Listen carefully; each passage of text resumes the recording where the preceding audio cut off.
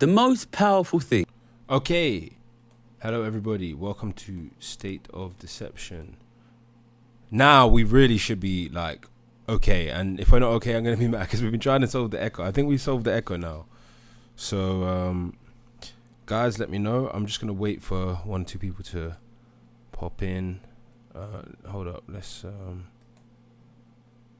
refresh. What we want to do actually is come out of this one. Perfect. Okay, we've solved it. I think I know what happened.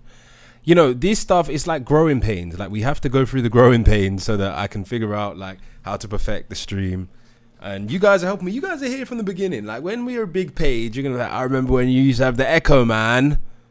And I'm gonna be like, yeah, I remember those days. So yeah, thanks Prometheus. I appreciate that. So we're gonna get into the video reaction. We're a little bit behind time, but I'll wait maybe like 1 or 2 minutes. I'm glad that we don't have an echo. And let's see. So the video reaction, first of all, is why the economy is broken and rich people run off to Dubai. So this guy's Gary Stevenson, and he like he has some good takes, but like 99% of the time he's just like, listen, I used to be a stockbroker in the city, and equality is bad. You can't have inequality, sorry. You can't have inequality in a society where people want to make money. It just doesn't happen like that. Look, our grandparents, they didn't have inequality because they got taxed to shit. Tax everyone to shit. That's this guy, like. But no, he does have some good takes. So let's see what he's got to say. The rich can do. Hold up. The most powerful thing the rich can do to protect themselves from the mass of ordinary people and to keep the mass of ordinary people poor is to make people selfish. I honestly think there's nothing more powerful you can do. To sell you the dream that you can be like them if you don't stick because together. If the poor, listen, you ever watch any of those Bruce Lee kung fu movies? What does he do? He goes into a room, fights 100 guys one at a fucking time, right? They come in one at a fucking time. Listen, these guys are fucking rich, right? If we fight one-on-one, they'll take everything. And if the poor are selfish, trying to fight one at a time, running at Bruce Lee one at a fucking time, then they'll get taken out one at a time. I think if you turned around tomorrow and said 90% tax, 90% inheritance tax, yeah, everyone would blow with up. The amount of money to leave the country would leave the country. The thing is, he raises good points as well in theory. The problem is in practice, when you tax the fuck out of people, the money goes to the government. So when the money goes to the government, they recreate the problem that we were trying to escape from, which is the corruption, the mismanagement of funds, the political lobbying, because they're now more powerful because they took our money. It's like if you give them $1,000, let's say you give the government $1,000, 80% goes towards fucking you back over, and then 20% might help. But the fucking you back over performs the role that the big corporation would have performed with the private funds, except now there's no escape. The corporation won't fail. No one will replace them. It's just the government forever, more tyrannical. So I get it. Like, you know, class solidarity, as they say, some socialist ideas are inevitably going to increase living standards for people who are worse off if the funds are appropriated properly. And then you would end up in a country with no super wealth. Yeah, well, I want to be clear. I don't think a 95% income tax is probably the right choice, especially even if you made it 60, I think a lot of people would. I think actually even now with the changes Labour have made, a lot of people are looking at Dubai, looking at the south of France, Monaco. Yeah. And therefore a huge amount of tax leaves the country. For me, it's about raising taxes on wealth. These rich families are sitting on enormous amounts of wealth, right? So say we turn around to, and I want to make it clear what this wealth is. This is assets. Yeah. This is property. This is buildings. This is mortgages. This is your mortgage. This is government debt, right? If I own £100 million of British mortgages and I move to the Cayman Islands, where's my money coming from? The UK. British people paying their mortgage. But why don't they just make it so that people can't use offshore accounts in the Cayman Islands to store their funds? Like, you could do that without raising taxes, no? And we can choose to tax it. Listen, I guarantee you, the government of China would not allow me to own £100 million of Chinese assets live in the Cayman Islands and pay no tax. They wouldn't. Why does the British government allow it? Why does the British government, whose recent Prime Minister was worth £700 million and whose father-in-law was one of the richest men in the world, allow rich people to not pay tax just by pretending to live in Dubai? Go on, tell us. Because the it benefits them in politicians the are long super run. rich. What can we do right now to change the game? I think the only thing that stops it, what I will say is, there's no economic failsafe. The more assets that they have and the less assets that you have, the more you have to pay them to do things like live in a house, to get energy, to eat food, right? So that the cash flows, it's accelerating, right? Because they get richer, you're paying more interest, which means they get even richer. If you don't watch inequality and you let it get bigger and bigger and bigger, that is not immaterial to you. That is why your kids won't be able to get a house. Good point. I'm going to respond to what Gary's saying, but Prometheus says adding Streamlabs doesn't require loads of subs or views to monetize the channel. Right now, it's not even about monetizing the channel. I want to get to like 1,000 subs, maybe like 2,000, and then we'll start seeing how other ways of like boosting the content. I actually have like 10 videos lined up to release. I just have to edit them. I'll probably edit them today.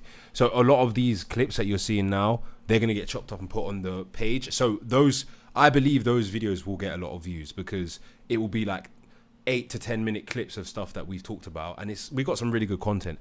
So that's why I do it like this, so that we can do the long streams, and then I can chop it up into as much content as I like, and then when the videos get released, then we can like start building more of a following. But yeah, let me just see what Gary said just last. Pay more interest, which means they get even richer. Oh if yeah, you don't watch inequality and you let it get bigger and bigger and bigger, that is not immaterial to you. Yeah, he was talking about how the rich people find it easier to extract the wealth from us, the richer they get. And it is true. I just don't know, like, are we being simplistic as a society for always thinking that taxation is the only solution? Are there other solutions? Like, I'm not an economist. I'm not like, I don't know much about like monetary policy and stuff. It's not like my educational background or anything, but like, I just feel like, isn't this what we already do? Like, because there are other externalities that come from living in a place where everything is just controlled by the government in the sense of like, they have the power to tax everyone. They tax all the rich people. It kind of like stifles innovation, dampens the creative spirit, and then you just have this big government entity that just becomes ever more corrupt. I just feel like maybe there's other solutions which I probably need to think more about. That is why your kids won't be able to get a house. That is why your kids will live in poverty. And I say poverty, I don't say that lightly. You know, what has happened in the last 5 years in this country, and it's happened in a lot of other countries as well, this is a real significant material increase in poverty. And not just for the bottom 10%, not just for the bottom 20%. Half the country now struggle to simultaneously turn the heating on and feed their kids in the winter. And that's... And it's interesting as well, because it is true that the majority of people's money actually comes from inheritance. Like, even if I do a lot of comparisons between the UK and the USA, and I found that that's one of the main reasons why US citizens have much higher net worth, is because it's much easier for them to pass down assets from generation to generation, because it's more favorable from a tax-wise. But then, ironically, he's advocating for more taxes on assets like that. But then the place where it's easier for people to pass down wealth is actually a place where it's more tax favorable for people to pass down like their inheritance. So I feel that, yeah, the solution that he's presenting might actually cause people who are, I mean, it depends how they structure it, but in theory, just inheritance taxes alone could prevent people from actually being able to pass down wealth. I know he's probably saying, yeah, do it in a way where it doesn't affect middle classes and it only affects like the super rich and stuff like that. So yeah, I don't know. Let's continue. It's new, and the message I want to give you and give your audience is that's not going to get better, because inequality is still getting worse at a rapid rate, and we need to do something if we want to stop that from happening. Where we have some hope and where we basically have some power and we have to exercise it is the politics. 150 years ago, your average British person lived in abject poverty, and we got out of it. And we got out of it because people got together after World War II and said, listen, we've just spent the last 6 years devoting our entire economy to fucking killing each other. And in that time, we were still able to provide people in our countries with education, healthcare, housing, food. Well, we're not fucking letting go of that. We demand education, housing, healthcare, food. And what did they do? They raised the top rate of income tax to 95%. They raised inheritance tax to 90%. And what happens? Suddenly, fucking lo and behold, ordinary people get good quality housing and good quality education and good quality healthcare. And people like my dad can work for the post office and support a family. You know, we've done it before. So it's not impossible, but it requires working together. And listen, last time it took 2 fucking world wars, and I don't want that to happen again. Do you think it could get that bad in Western society? I think it will get that bad. Here's the truth. Your body is like an engine. Oh, and you need to keep every more. So everything you nutrition, well-known 20. To protect your middle class, you need to stop the rich from growing and growing and growing their wealth, because eventually they eat your wealth. You know, it's these things are connected, but at the moment, the story we have about what is a rich economy, what is a wealthy economy, is about individualism, is about entrepreneurism, it is about every man for himself. And I think there are good sides to this, but the fact is, the only power the poor and the ordinary working people have ever had to protect themselves from the rich is power in numbers. Yeah, but then how is it that so many countries have been able to lift themselves out of poverty and inequality is actually decreasing in general in the world, when those places don't have socialism? Those places didn't have movements to extract wealth from the rich. In other words, they were all lifted out of poverty through economic development. Maybe we've just hit a plateau where because the things he's describing, we already have those things, generally speaking. Like if you're in the UK, generally speaking, it might not be good quality, but you got education, you got healthcare. So we already did what he's asking. We already created the governmental systems that enable everybody to get those things in general. And then we end up stagnant again. It's almost like it's just a short-term solution to the problem. And then you end up here where we are now, which is you technically have what you've asked for, but it just becomes lower quality.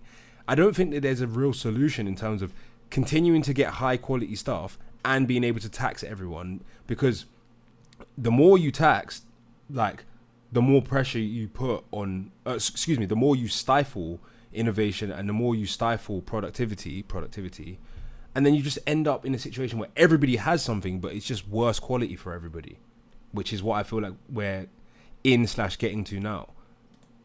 And when you make ordinary people extremely individualistic, they lose that. Listen, I've got a YouTube channel that says very clearly, listen, your kids and your grandkids are going to live in really bad poverty. And the only way to stop that is to fight together to tax the rich more. I've been doing that for years. And the number one most common comment I get on the YouTube channel by a million miles, do you want to guess what it is? How do I make more money? How do I make more money? And I'm not against, one person going out, I'm going to make money, I'm going to get rich for me and my family. I'm not against that. But we send this message out like success is all about what you put in. Yeah. When in reality, success in today's society, and we're a bit older than the kids today, success in today's society for the younger generations is 90% dad. I'm sorry to say that, but it is. No, it's actually true. Like all metrics for any wealthy country, it all shows that most people get their money just from inheritance. Most people that have a good lifestyle, it's just because their parents are wealthy. I don't know though, is it going to be the case that this generation, when we inherit things from our parents, that will then experience a real spike in like net worth or whatever, or is it going to be harder for them to pass things on? How can it be that assets wouldn't remain in families for generations? Like what is causing that? What is causing people to no longer be able to pass on assets? Is it a non-tax favorable environment? So yeah, I totally get what you're saying. I just think that it seems that there's there's something insidious within what he's asking for. Like this government, we want this government to get more of our tax money. That's just how I see it, kind of. And of course, there's a 10% which you put in, but it's 90% dad. So how do you feel when you see all these hustle culture Instagram accounts, hustle culture podcasts, work harder than everyone else, take bigger risks than everybody else? I feel fucking sad. Because I know what that does to the mental health of young men. Don't cry, mate. To tell them, listen, we live in a society and a culture that very often tells young men, you are what you make. That is your value. If you don't make money, you are worthless. And if you don't make money, it's because you didn't hustle hard enough. You need to work harder. We send that message to young men in a society which makes it increasingly extremely difficult bordering on impossible to make money. What is it going to do to the mental health of young men to simultaneously tell them you're worthless if you don't make money, the amount of money that you make is based on how hard you work, and make it impossible for them to make money? As a young man, I feel that what makes it impossible or harder to make money is the fact that it feels like the environment is suffocating. It feels like the government's breathing down your neck. It feels like anything you want to do, there's a lot of regulation and there's a lot of social stigma. So I just don't know if what he's describing makes it easier to make money. Because as much as, people hate big corporations, aren't they the ones that are providing most people's jobs, technically speaking? Like, we couldn't take the money from them, but what is the average person going to do with the money that they receive? Are they going to make a more productive society? Is there going to be more innovation? Possibly, probably. But will it solve inequality? I don't think so. I think it will just cause different issues. Maybe people will seem less unequal, but it will cause different issues. And then there will really be a nanny state. Prometheus says the corporations got rid of the multi-generational small farmers in America. Yeah, because I'm sure people would be happy to pass something on, even if it's not that much. But I guess he's saying that now people are it's harder to pass stuff on because people make most of their money from stuff that gets passed on and they're making less money. So I guess it's now harder to pass stuff on. Isn't that because of taxes, or no? Am I wrong there? Like, I'm trying to figure out what is making it harder for example, your dad, your mum, to pass on their assets to you. That's what I'm confused about. Maybe I need to learn more about it. And then how can you then be surprised when you see the growth of Andrew Tate and the growth of Donald Trump? These people are fucking angry because we fucking lied to them. Tell them the truth. Tell them the truth, which is, listen, we, your elder generation, fucked it and gave you almost no chance, and you need to work super, super fucking hard just to pay the kids. And if you do that, if you work hard and you feed your kids and you put a roof over their heads, be fucking proud because we made it hard for you. Tell them the truth. Tell them. How did they make it hard for us? I feel like they fucked it by letting the government control everything, no? The truth. And then they should be proud of themselves. They should be proud of themselves because it's hard nowadays to have a family. Very emotive, some good points. I don't know if his solution is the solution. It's a solution. I don't know if it's the solution. Next video, are the left scared of patriotism? I don't think my skills would be in the nitty and gritty. Although I do find myself sort of thinking up manifestos and sort of a little bit, but I would rather someone else take that lead. I would rather So I think this guy is a guy that used to be, he said he went down the alt-right pipeline and now he's I guess a lefty, which is amazing because we need more of those, don't we? Right. Gary do it.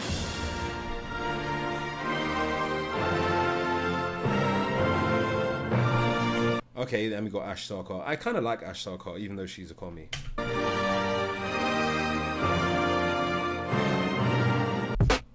But this is what I try and do, and I guess perhaps because I've not got an academic background, and maybe I'm making a mistake, but I try and take populist type feelings or even talking points and just spin it to left-wing shit, basically. I am not anti being pro-British at all, but I try and change what that means. If you say, I love Britain, I'm a British patriot, great. You fucking love your country, you love the people around you, you love your community, and you want to help everyone in your community. My definition of being British and pro-British is being in the people around me, the country. To someone else, it's white people, or it's people with this accent, or whatever. So basically a rebranding of civic nationalism, the kind of thing that you see among American Republicans and stuff. And and even in Rome there was civic nationalism, but civic nationalism isn't bad. It's just dishonest because most people do favor the people that are like them and their family. So if you want to have a disingenuous social movement like civic nationalism, then great. There's some good elements of civic nationalism, but it is dishonest. And so I try and just take those things and redirect it. I basically try and do what right-wingers do to us, but do it back at them. So it's take the feelings of anger. That's where you were saying the Green Party, maybe they need to take those feelings and just fucking direct it to the actual problem. And I wouldn't say I guess there is a risk that it can become radical. And but what is the alternative is to allow the other side to be radical and go in a very dark direction, or we take and play some of those games and hope that we can manage I don't know what is the answer, but I always try and do that. I always say I'm super pro-British. I'm pro-British, and I would be like, I would personally love to see us not make our towns completely cater to like supermarkets that are like multinational companies. I would much rather we had like farmers markets that are all local traders and they could all come and like maybe we subsidize it, maybe we help them. Dude, that's where all the right-wing people go that you so despise. I'm just saying, like, the left-wing people aren't the ones going to them places. Maybe the old school lefties, but like, that's like part of that social paradigm. But maybe that's what he's saying, is that take the stuff that they're doing and make it a lefty thing again. I guess it's the pendulum swinging back the other way, where left-wing people actually might want freedom and what's good for the country. Are they just going to adopt all of the ideas of the right wing and pretend that they believe that shit all along? That seems to be what's kind of happening. And then it's local, it's British, it's communal. I love that shit. There's nothing wrong with that for me. But I suppose some people on the left maybe would be a little bit scared of like, just even because it sounds nationalistic, and that's like, perhaps there's a problem there. But I don't want it to be that. Like, I mean, but when you talk about like pro-British, like I entirely agree with you. I love a farmer's market. That's what I'm saying. I love a farmer's market. Like, baby girl, you eating curry, man. Don't talk about you. What? What, bro? the most like woo hippie thing that I'll buy into is like unpasteurized milk. Like I'll take. Oh my god, you're on that. No, I mean I tasted it once, and it was like unhomogenized unpasteurized milk, and I was like, maybe I should just get botulism. Like, what is actually wrong with leftists? Like I feel like sometimes they know that something's true, and then they're just like, oh my god, it's not socially acceptable to say that. Like having to pretend that unpasteurized milk is bad. Like, dude, you know full well that millions of people in the world drink unpasteurized milk and have no issue. Like, you know full well that generations before us drank unpasteurized milk. Like, you know that it's not bad for you. You just have to unpasteurized. I'm like maybe that's fine. It's worth it. I was like, it's delicious, it's so creamy. But like, I think maybe the bit that people disagree with, and I wonder what you think about this, is does it mean that you've got to whitewash and rose tint our history? But that's what I don't think. Like, that's a good point. So what I try and say is like, being proud of like what historic Britishness is just purely how you look at it. I look at the battle for workers' rights and our push towards a more equal society. That is a thing that happened here. Like, we had, workers' rights, trade union, all that sort of stuff, the labour movement. We kind of spearheaded it. And we were kind of, unfortunately, forced to, because, that was the world that was created for us. But there's a sort of there's two stories of Britain, which is the powerful type, all the fucked up shit. And then there's people that actually tried to stop that and fight back about it. Like the women's rights movements, the anti-slavery movement. That's actually a really good point. Like, the right wing does focus a lot on things that people could consider to be negative about British history, or positive for Brits but to the detriment of others. But yeah, something like the Labour movement for a left wing person, that's like, yeah, a jewel in the crown, really. That you don't really hear them talking about that. Like, yes, British patriotism, like how we spearheaded the Labour movement and all this other stuff.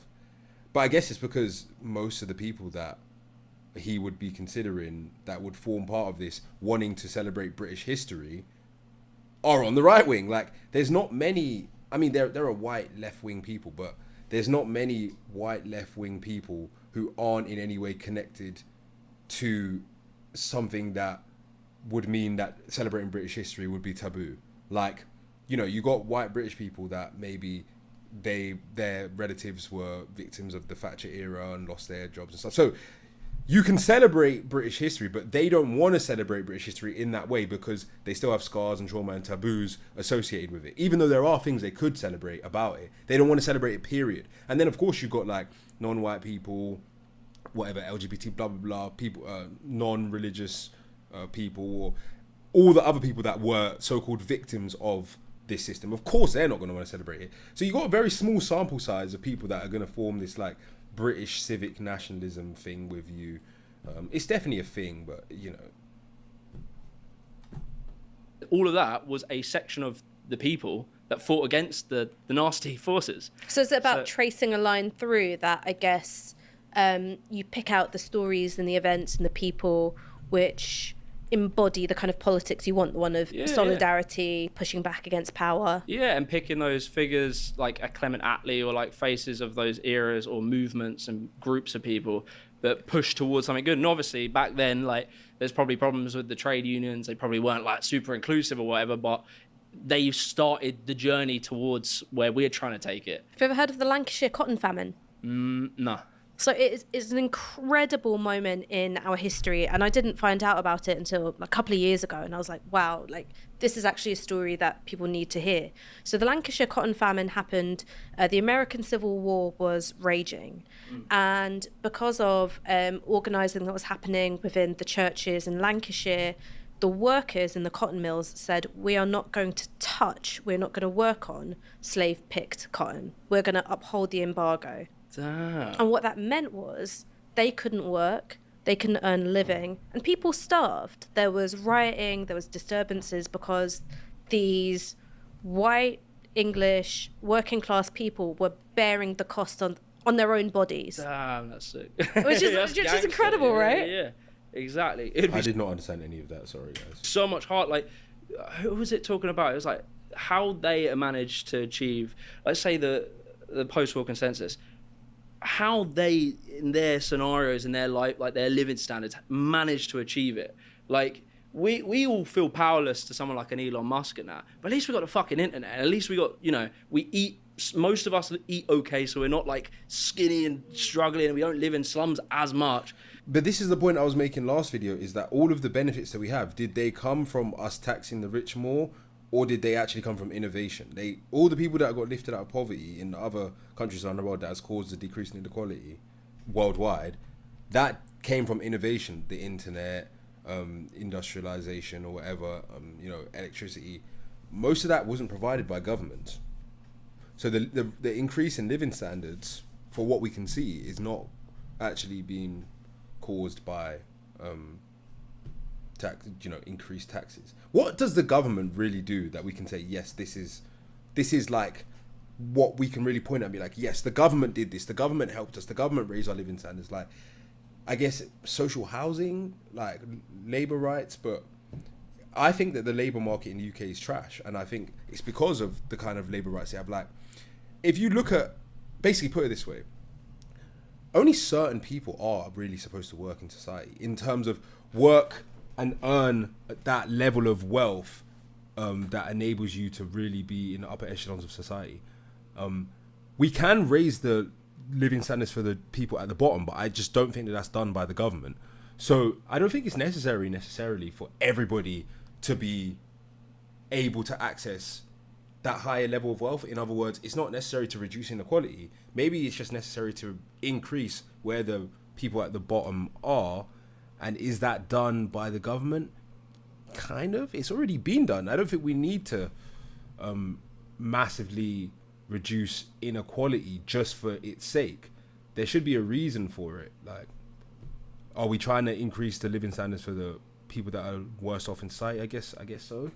But are we doing that just through taxation? Like, is the tax money going to solve that? As to respond to what Gary was saying last episode, I don't know. And those lot did it from the fucking ghetto, like the slums, and they managed to like organize together. They had to hand out bits of paper to each other to explain their theories. We have like, I don't know, like there is some way of looking at the past and being completely okay with saying like, we did some absolute fucked up shit and we should 100% be accountable for that. We need to try and, even the way the world works now still is based on that dynamic. Like that's all like that extractive model that is still there. But there has always been that other story of people trying to undo that and change it and fight back against that. And I'm proud of that. Does that make you feel optimistic when you reflect on it? Yeah, 100%. Because I'm just thinking like, man, if they did it in those scenarios, we're fucking easy for us. Another interesting thing about these guys is how they're referring to like the old labor movements and stuff. None of those people believed the same things as you guys. Like realistically, like a lot of the stuff that you guys, like the new left, believe isn't really like what those people are probably closer to what current right wingers believe. Like the people that fought for those kind of rights that he's talking about. And they definitely wouldn't have wanted mass immigration either. I'm just being honest. Like, what's that show? This is England. Those guys are like lefties. They don't want mass immigration. I'm just being real. Like, they're not the same as the new left. So you can't just like co-opt their thing. I get that the new leftist tactic now is to like, oh, let's go back to the traditional leftist like ideology and pretend that we weren't trying to like turn your kids into trannies. But it's cool. You guys can do that, but Don't try and pretend like the old school people wanted millions of immigrants to come into the country and wanted like all of the women in the workplace and wanted like forced vaccinations and stuff. No, just stop.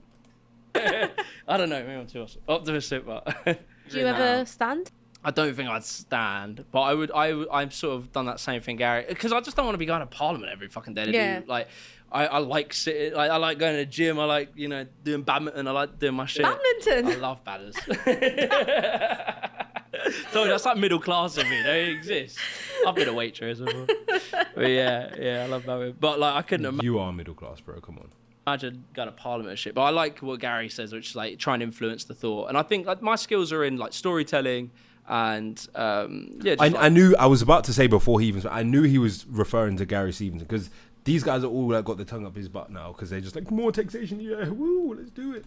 Thinking openly and honestly about stuff. I think that's where my skills are. I don't think my skills would be in the nitty and gritty. Although I do find myself like sort of thinking up manifestos and like sort of a little bit, but I would rather someone else take that lead. I would rather Gary do it, and I'd rather like I need to think about Mick Lynch, but I feel like a Mick Lynch or one of those lot. I always say this, which is that the strategist and the figurehead are usually two different people. Yes, I have a bit more of a strategic mind. Maybe you should be the Keith Joseph to Gary's economics Margaret Thatcher. Yeah, do you know what I mean? yeah. And that's a terrible comparison. But Gary, I feel like Gary doesn't want to do it, and he should do it. He is definitely the guy. But yeah, I don't know. It's at the moment. It's like I think there is a growing like movement that started growing about understanding, I guess, wealth inequality and class and things, and it's becoming bigger and bigger, which is awesome. And lots of people are like want to be active. But yeah, I guess it's finding the figures, finding the movement, and finding like what to do. Because like we have like 3 options, which is either you do like some mass sign up to the Labour Party and try and do what movement, I guess, kind of Momentum kind of did, which is like, yeah, just change the Labour Party. But the Labour Party brand's quite fucked at the moment. Also, man, like when Momentum came along and Corbyn came along, like Peter Mandelson like came out of his coffin and was like, not on my fucking watch. Really? Like he's not letting that happen again. Labour, it's like it's almost too far gone. They'd rather. I really don't think so. I think people are underestimating Labour. I don't think that they're doing as badly as people think. Burn down the whole party, then let the left take it over again. Why? I don't get it. They're not doing a good job. I don't get it. And then the other option would be, and I'm the only one that says this, so take it with a pinch of salt, is like Lib Dems, get Ed Davey to fucking apologise for austerity, admit he was wrong, admit they were wrong, and explain the problem. Because the big thing at the moment is like, someone needs to take accountability for what the fuck we did and explain to the people that fundamentally on like a ideological route that like austerity and neoliberalism isn't working out the way we thought it would. Like mass privatization hasn't worked out how we thought it would. We were wrong. We're sorry. Someone needs to do that. Red Ed Davey. I know a lot of people are going to disagree with me. I am purely looking at it from like a aesthetics point of view. I think he has a good personality and like he has been saying some of the right things, but whenever I say that, people point out like 20 things that are like this. I don't know who the hell these guys are talking about, so I'll give them a few more minutes and I'm just gonna move. He's one of them, like, but politicians, I guess, and I get it, rebranding their leftist movement and stuff.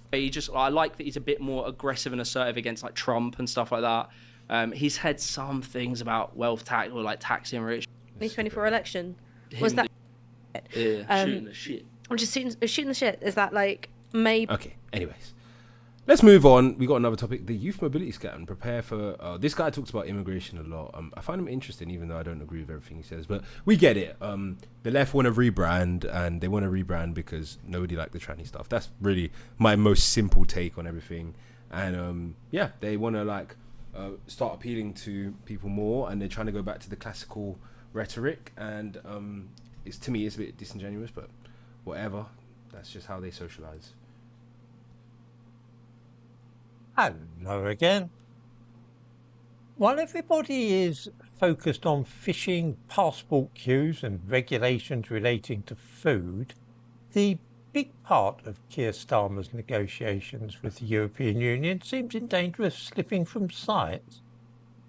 This is the so-called Youth Experience Scheme. It has been rebranded in this way because the previous designation, the Youth Mobility Scheme, reminded too many people of the free movement, which was supposed to have come to an end when we left the European Union. Lord. Guess what? It's back.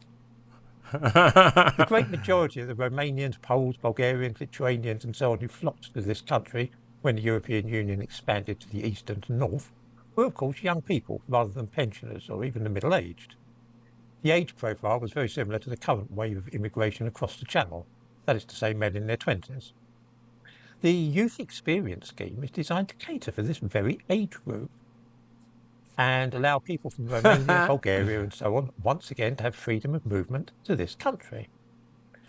And even better, they'll also be allowed to bring their families with them if the EU have their way. Yay, more immigrants. Prometheus says my family is from Galicia in northern Spain, and bagpipes are traditional as far as the 9th century. 7th Celtic tribe, by the way. Bang, bang. Shout out to the Celts. According to the government website, and I quote, the UK and the EU have also agreed to cooperate further on a youth experience scheme, which could see young people able to work and travel freely in Europe again. I give a link to this in the description to this video. It's from the government website. We are told that it will be capped and time limited, but this is quite meaningless without seeing the figures. Capped at what? 10 people a year? 100? A million? At what time limit? 1 year? 4 years? 10 years? The EU is at the moment pressing for 4 years, and judging by their recent success, I dare say they'll get it. They're also asking that these youths are allowed to bring in dependent family members as well. So I rather expect that that will also happen. See the way he says youths. This guy is so funny. He literally gives no fucks. I want to be like that when I'm older. I don't share all of his opinions because, you know, but it is funny that he just gives no fucks. He's like, these youths, these young youths coming across the channel. We are told that this will be a marvellous chance for young people from Britain to live, work and study in Europe. By the way, also, that's another part that he's overlooking, is that a lot of people want to get the fuck out of the UK. I would be gone into Europe in a heartbeat. If I wanted to be in Europe and I had no other options. Of course, complete nonsense. Cast your mind back to when Romania and other Eastern European countries were allowed to join the European Union. Ask yourselves, how many English people flocked to Romania and chose to live there? Were small towns in Romania overrun with English people so that the shops began stocking English food? Or was the movement almost entirely in the other direction, with Romanians coming to live here and little towns in Lincolnshire ending up stocking Eastern European food? Now ask yourself, if you will, what will be the likely result of a youth experience scheme which allows people under the age of 30 or 35 from Romania and Bulgaria to come and live here for 4 years? Why the fuck do they never do anything like this with like America or something? Like, what? Like, I want to go over there. Like, I don't want to like, I don't want to go to France, Spain. Like, I get it, those places are cool and that, but it's just like, do the same scheme and not with the EU, please. Just do it with like other places, please. While also allowing English people the right to go and live in Romania and Bulgaria. What do viewers think? Will there be thousands of young Londoners racing over to Romania? There already is a lot of people that are going to Romania. You can get a house cheap as hell there. Like, you'd be surprised, dude. Like, a lot of people want to leave the UK. But then again, the economic opportunities are not as good. That's why if it was somewhere that has a better economy than the UK, then yeah. The reason why his argument stands is because obviously most people are going to go where they're going to make more money and stuff like that. But realistically, Germany is still a good option. So maybe a lot of English people should go to Germany. It's probably they'd be better off than they would be in the UK. So at least that opens the door for that. It isn't likely, is it? There is another point to consider, and that is this. There are in Europe an awful lot of Africans and Asians who had to make do with applying for citizenship in France and Italy rather than being able to reach this country. How many of the young Europeans who apply to come and live here will be genuine Italians, Germans and French people? And wow, that's a good point. So you're saying all of the Browns was going to pretend to be Italian, that's kind of funny. So they would have come from... Oh yeah, that makes sense actually. How many will be new citizens of those countries? After seeing our Prime Minister cave in over all the other demands made by the leaders of the EU, I am pretty sure that we shall soon see the unrestricted movement of people from Europe under the age of 35 to this country, and having settled here, they will be all but impossible to remove in the future. Quite lucid points. He's also got this other video about immigration. Is it truly good news that only 430,000 immigrants settled in the UK? I think he's talking about net migration numbers that were recently released. So it's a quick one too. Hello again.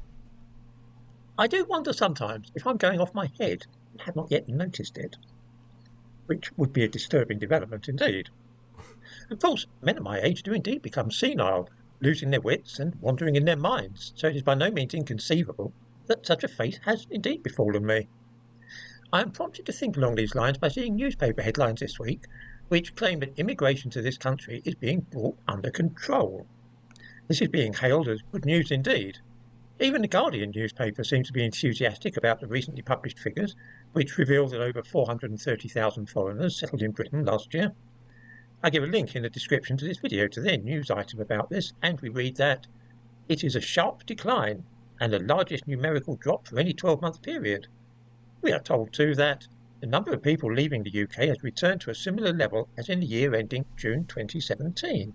Damn, bro. I honestly think that I must be losing my senses, because I cannot for the life of me see anything even remotely good about the fact that the number of foreigners equivalent to the entire populations of Oxford, Cambridge and Norwich turned up in this country last year and are likely to remain here for good. Yeah, that's crazy. Like, we can even get the net migration numbers. Oh no, it'll make me have to leave the video. I'll get them up in a sec and see what the net sounds to migration me like graph. catastrophic news. Yeah, what the net migration graph looks like. Something which should set alarm bells ringing in the mind of any right-thinking person. 400,000 people. 400,000 people who will need water and electricity, homes, doctors, public transport. I wonder if anybody can imagine what the effect upon the National Health Service alone would be of hundreds of thousands of extra people who will need to register with a GP and perhaps also need hospital treatment. And they pretend that this isn't happening and this isn't like a major threat to the socialised healthcare system. This is why it's not sustainable. Not with that kind of numbers of people coming into the country. And that's not even the only issue. There's also the aging population, the suppressed wages, decline in intelligence, I would say, in the population. Just the decline in skill in general, low public morale. The NHS is finished. Has anybody actually visited an A&E department lately? Almost all those who are waiting for attention are foreigners and immigrants. Mind, nearly all the staff are also foreigners and immigrants. These places look like somewhere in the third world. The Office for National Statistics has predicted that the number of new foreigners coming here might perhaps stabilise at 300,000 a year over the next 10 or 20 years. That is the best case scenario, of course, and does not take into account things such as the youth experience scheme which the government is now negotiating with the European Union. Good point. The EU is pressing for 100,000 people under the age of 30 or 35 to be able to come to Britain every year and stay for 4 years. Can you imagine what this will do to our public services? Anyway, I do rather seem to be out of step with the general mood, as expressed in the mainstream media. The consensus is that the recently published figures are actually really good news, not the disaster which I see them as at all. 400,000 people in a year is crazy. Perhaps then I'm quite mistaken in my own perception, and this really is the first sign of the onset of Alzheimer's. Here am I, saying that only those who are completely demented will be pleased at the new statistics, but an easier explanation, one more economical, and far more in keeping with Occam's razor, would be that it is I who am demented, and everybody else sensible and sane. Nice little bit of sarcasm to cap it off there.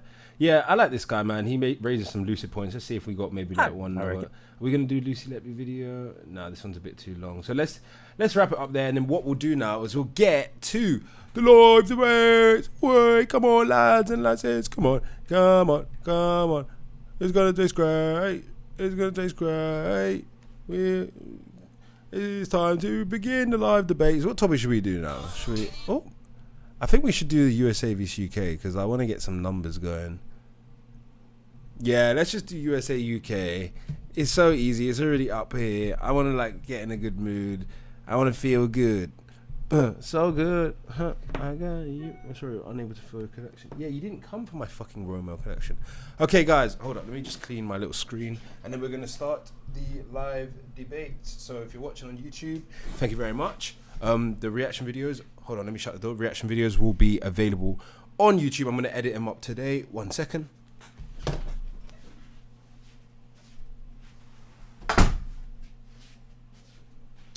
Open door winds me up for some reason. Okay, let's go. Catch me on the black baby. You catch me in the black baby. Okay. So we are now live. Now, guys, if you want me to do different debate topics, I actually can. And what I might even do this live is I might change the what's it called? The debate topic, because I can do that, because if I'm streaming live I can start another debate topic. So let's ensure that the audio is all linked up. And to everybody watching, joining on TikTok, welcome, hello, good to see you, nice to see you, nice. We have just finished doing the reaction video on YouTube. We're still streaming live on YouTube, so if you want to check us out on YouTube, please do. You can find us at State of Deception. That is. I'm just connecting up. Yep, we should be all connected up now. And if you guys want to request a debate, you can do. Let's see if we're connected to the Bluetooth. Yes, we are connected. So the conversation should come through. Now to the live stream. We got 2 people viewing on YouTube. How many people we got on TikTok? Oh, we got a low amount of views, but we're getting there. We're getting there. We will get there. Oh, how do I escape this?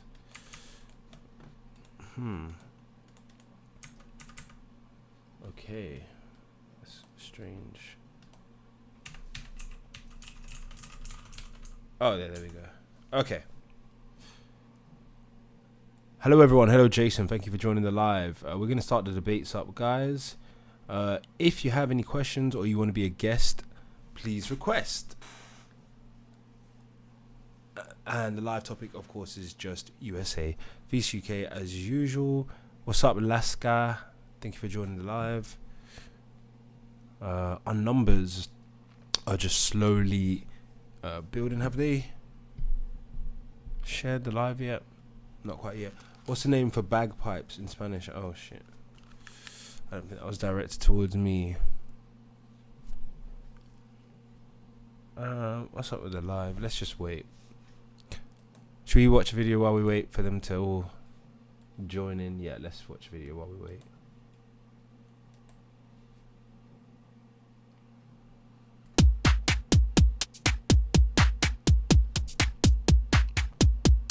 You meet some lovely British people in this country as well as Thai people, and this is one of them.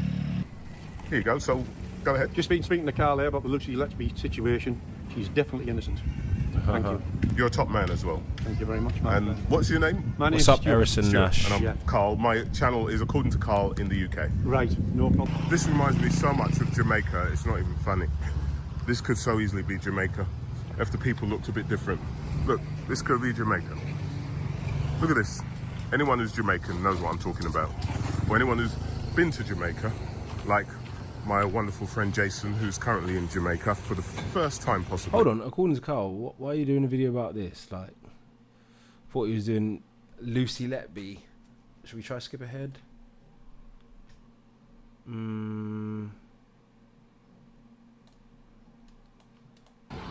So here I am walking through the streets of Pattaya. Okay, yeah, this is not really that relevant to what we're discussing.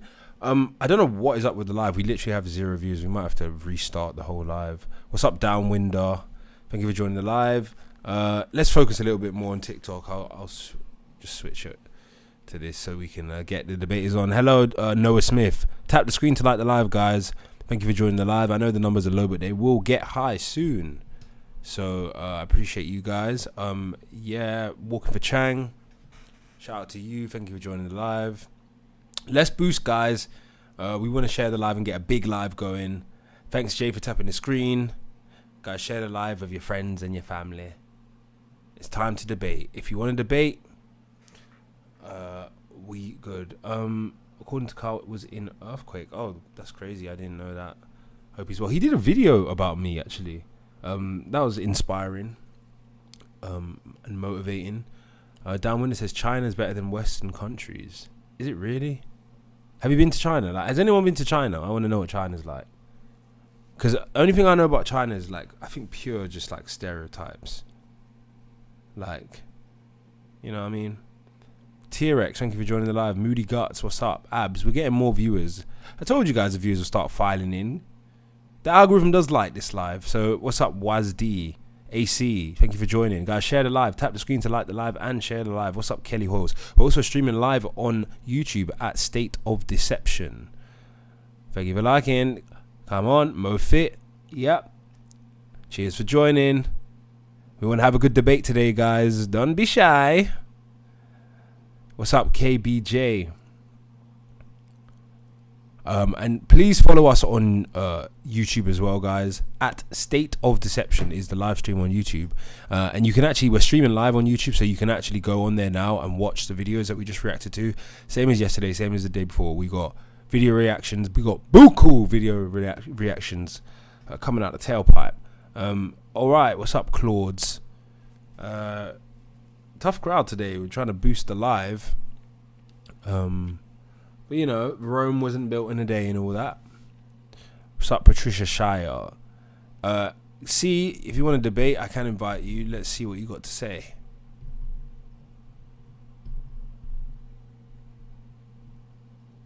I want to make sure I can hear you loud and clear. Oh, I invited you, but you didn't come up. Okay.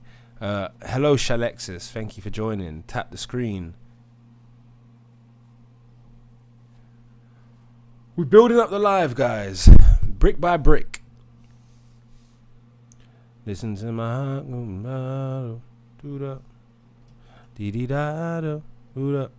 AI says, how is US better than the UK? Oh, we're about to find out. That's why it's a debate. So it says USA is better than the UK, and it's not close, but let's debate. We're going to have a debate. So if you request, then you can debate me. Thank you for the new YouTube viewer. Tom says, yeah, it is, I can't lie. Ione has joined. Soul. Guys, stay in the live, man. There's no other lives going on that are better. Ronnie says my friend wants to debate. Come on, man. Debate. Come on. Hey. I want my debates. You know, like when you turn up on TikTok, the algorithm like shares you to more people when it senses that you're like turn up. Like when there's drama, it like shares. You know what I'm saying? Shares your life to more people. So the more I yap and go, what? No, you didn't mean that, did ya? How could you say that? Then, you know, the algorithm goes, yeah, and it boosts us a little bit. We've got 3 people viewing on YouTube, 14 people viewing on TikTok. We're building it. We're building it up brick by brick. Let me just turn my gain down a bit. Oh, yeah, we're building it brick by brick. Brick by brick. Bro, USA got better food. You have the wrong accent. What's wrong with my accent? Don't hate on my accent playing now. My accent's nice and good. 17 people. Should I do an accent? What state should I do an accent for? Let me do an accent for like California, dude. Oh my God, I'm from California. Yeah, bro. You know, California is way better than London, dude. Like, for real.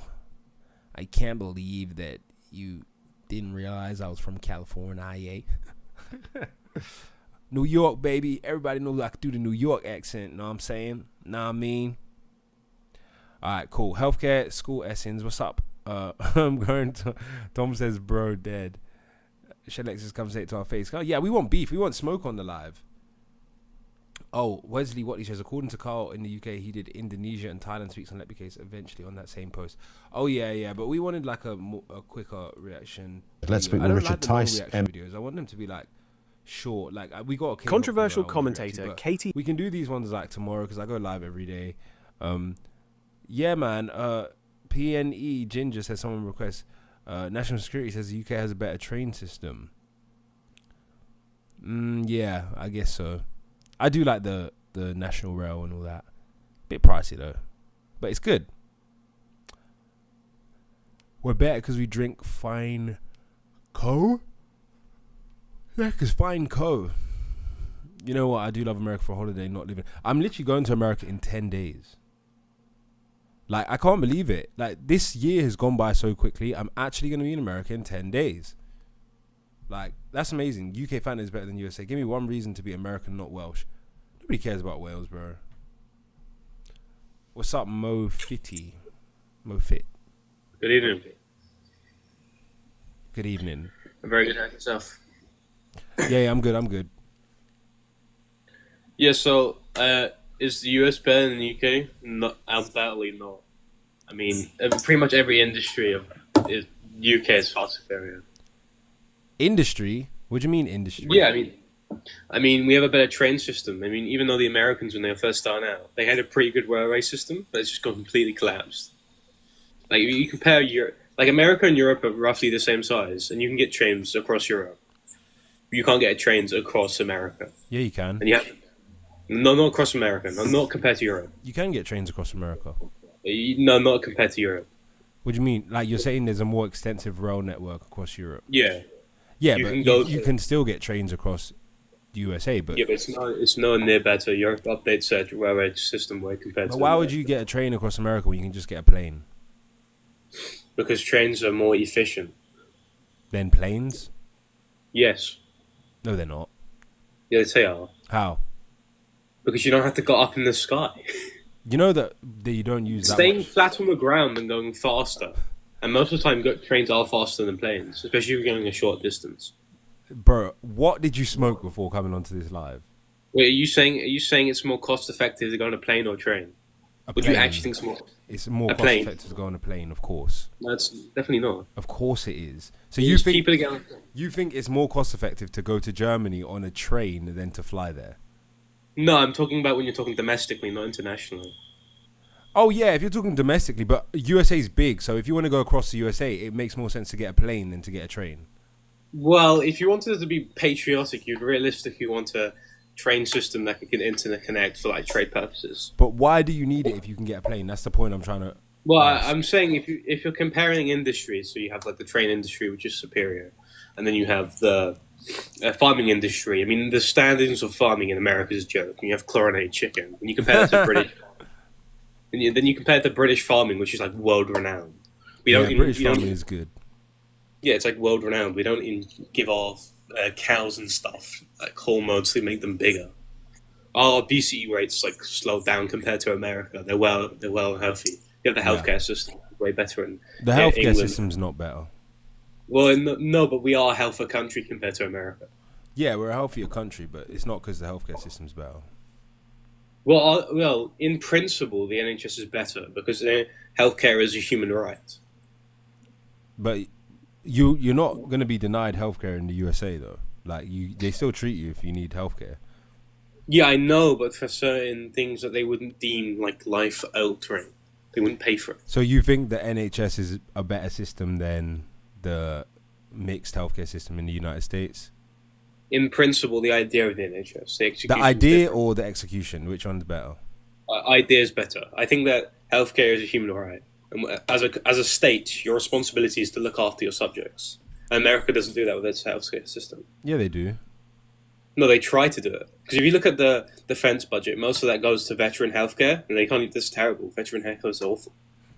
They do look after their citizens. Like, you can get healthcare in the United States, or you can just pay for it. Like, you can get health insurance, like car insurance. Yeah, but that's not done by the state. That's done by private insurance companies. Yeah, but you know, what's the difference between getting something from the government or getting something from a private company? Yeah, the money you pay on insurance is no national insurance compared to insurance in America is way less. Not really. Yes, really. I mean, percentage-wise, UK citizens pay a greater percentage of their salary on average towards healthcare. It's not even just that. I mean, even if you don't pay national insurance, you can use the NHS. Yeah, but you can get healthcare in the US. I don't know why you're acting like you can't get healthcare. And the system is better. I mean, it's better quality. I mean, yeah, I'm just saying, don't you think that healthcare is a human right? I don't know. I just think, what does it mean when you say healthcare is a human right? Like, are you saying that people should not be refused treatment? Yeah, I mean, like things like food, heating, a place to live. So you're like a communist? No, not really. I'd say when it comes to my political views, I'm like left-wing economically speaking, right-wing culturally speaking. How can something that requires the labor of someone else be a human right?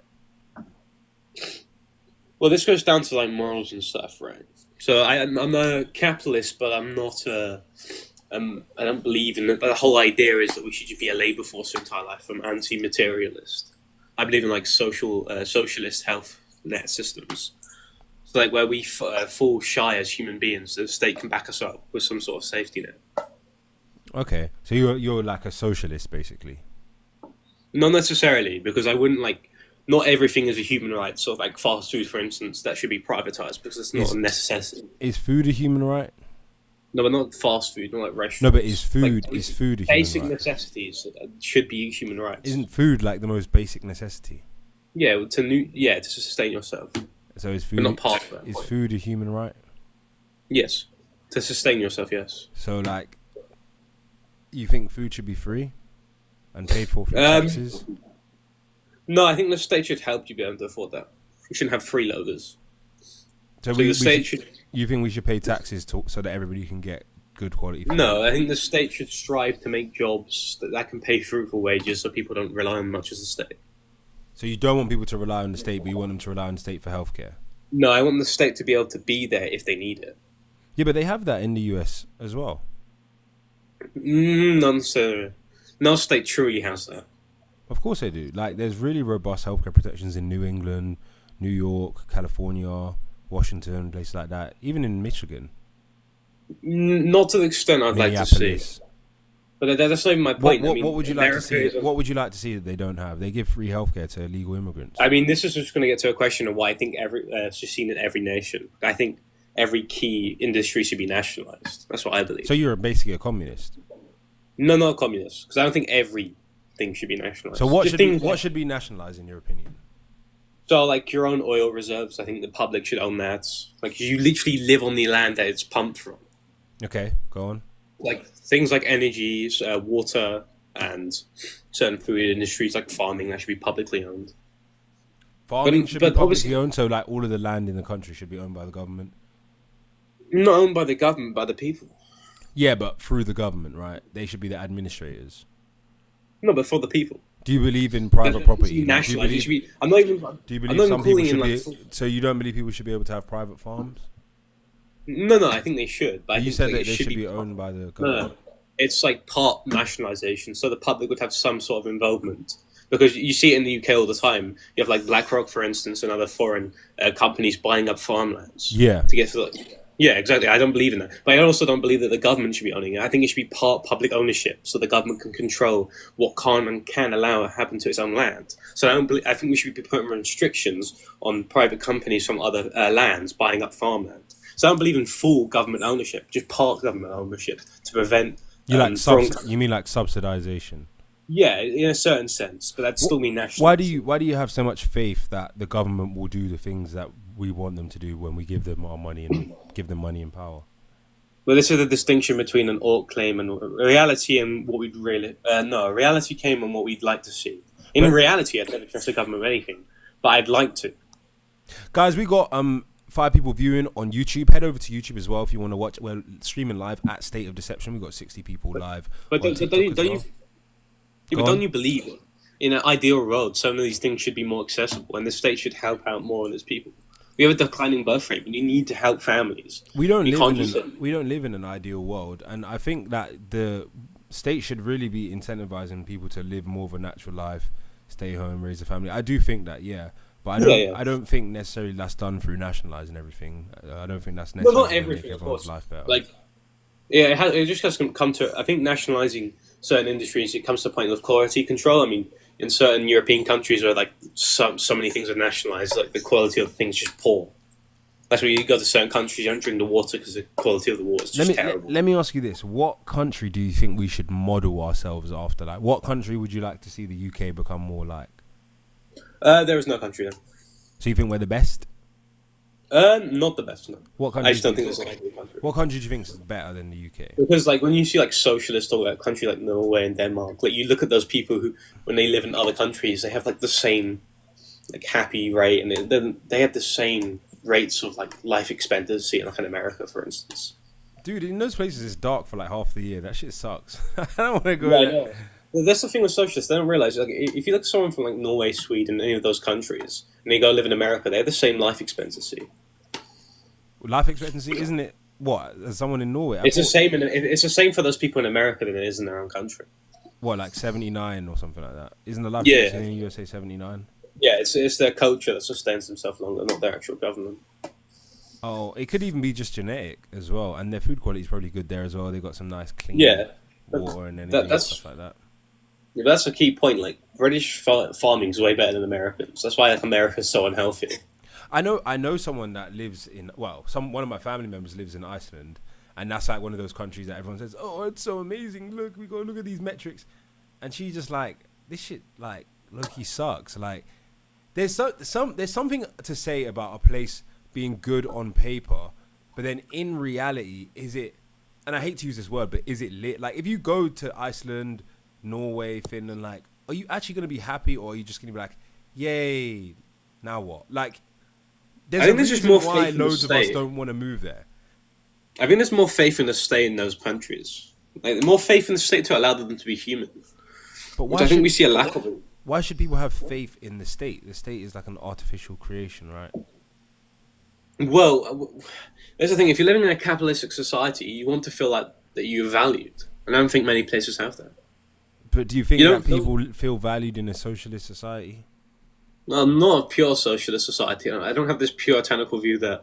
Because I would like to live in a society that on its base is capitalistic, but has socialist safety nets to support people. Like, I want people to... So, like, if, say, someone was full ill, I want to have benefits in place. Kind of like how the UK already has it, to prop them up. But I just think the benefit system in the UK is, like, terrible. We have, like, a welfare state where people misuse it all the time. It's like you keep saying stuff and then saying the opposite. So you want a welfare state, but you don't want a welfare state. No, I do. I want it to be managed properly. And how is it not being managed properly? Like, what should change? We need face-to-face evaluation. We Why? don't have that kind of... Well, because I think people can like play on something if they're doing it on a camera than in the real life. You can make a better evaluation if you see it with their own eyes.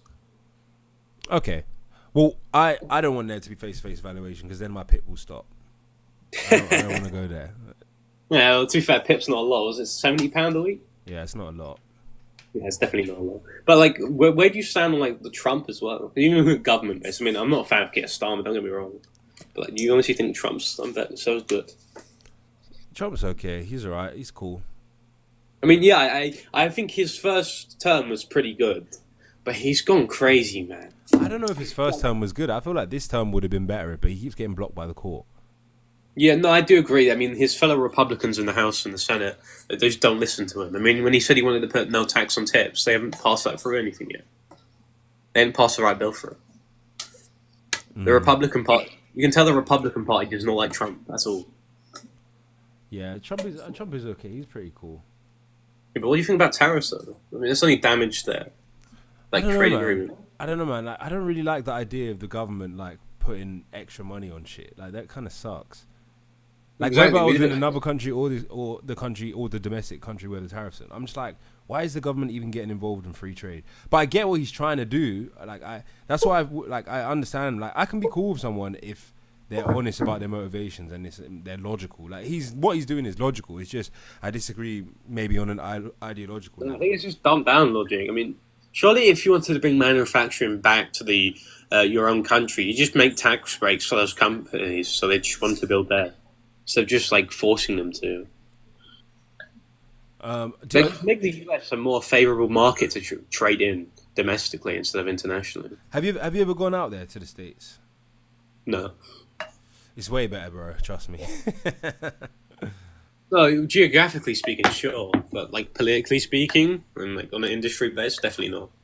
But why do you think? Like, I'm trying to really get to the core of why British people think that the US is not good, like politically and all this stuff. Like, if you don't live there to know what the effects of the politics are, then why do you? I mean, even if you look at like the trade restrictions every country has on America, why do you think that is? Other countries have trade restrictions on America. No, even look at like cars. You can't even. Most countries won't accept American cars because they're just too big. They won't go down European roads. But that's good that they have big ass cars. No, it's just they're not really like tradey people, I guess. Who wants to be like small in a small house and like everything? Well, but that's the thing about Trump. Like, he wonders why no one wants to take the American cars. Well, they just won't fit in European roads. Yeah, but why would you want to be somewhere small when you can be somewhere big? Yeah. It's also the fact that America itself, where would you rather go? Like, travel around Europe or travel around America? 1,000,000% travel around America. It's not even close. Seriously? It's not even close. Why did you say that? Because it's like, it's a better landscape. It's just a better place to travel around. Like, Yeah, but where am I going to go in Europe? Like, I've been to most places in Europe. I've been to Germany, Spain, Portugal, Italy, France, Belgium. Yeah, but it's so diverse. Like, it's so diverse. You travel in any direction, you just end up finding a different place. In America, you travel 6 hours in Texas, you're still in Texas. Yeah, but you're in a different part of Texas. You can go to the beach. Nowhere near different compared to Europe. But like, why do you think England is worse than America? Because I'm living in reality. Most UK citizens aren't living in reality. Yeah, but why is that though? Like, I don't know. I don't know what's up with you guys. Like, I don't know why I can see it, but you guys can't. But maybe you just don't consume the right content. So if you watch more videos, don't get me wrong. I see the benefits of America. Go. You know what you should do? You should go, because this is what I do a lot. Like, search up a couple cities that are like up and coming in the United States, and then like do like a downtown tour and like watch the cars driving around. Like, just like look at more content of it. Like, I watch a lot of videos of like people that do street interviews and go around and like look at the different landscapes and the different places. Like, and I've been there so many times. It's like, I think most people just don't know because they're just not aware. So like, it's just like when I talk to you guys, I can always tell someone who's like not. Oh, my mic's low. Let me turn up my mic. I can always tell someone who's like not who hasn't really been there or been around there a lot, because it's just like, I don't know, man. It's just obvious to me and most people that have actually travelled all through there. Feeling like I mean, I don't know what category you would want to talk about this, but even historically, like our military is like, historically speaking, better than America. They struggled with Vietnam, for goodness sake. Yeah, but no one cares about that, like, bro. People care about like reality, you know, like when you actually live in your everyday life. You don't want to be a broke Europe poor. No, well, it depends what part of Europe you're talking about. I mean, what part of Europe is richer than the USA? Luxembourg? Yeah, I mean, what's more famous, right? The capital of England or capital of America? Capital of America. You actually think? Yeah. Tourists. We make so much in tourists. Well, not the capital, but like, let's say New York City. Like, New York City is more famous than London. I mean, how do you even compare? Everybody that knows New York probably knows London. Yeah, but even Trump himself isn't the capital of Washington, like D.C. anyway? Family fan. Like, every American is as well, and so is Canada. You see the recent trip that the royal family did there. He's like a head of state, though. Obviously, he's just going to show respect to the other heads of states. Like, he even does that with the Saudis.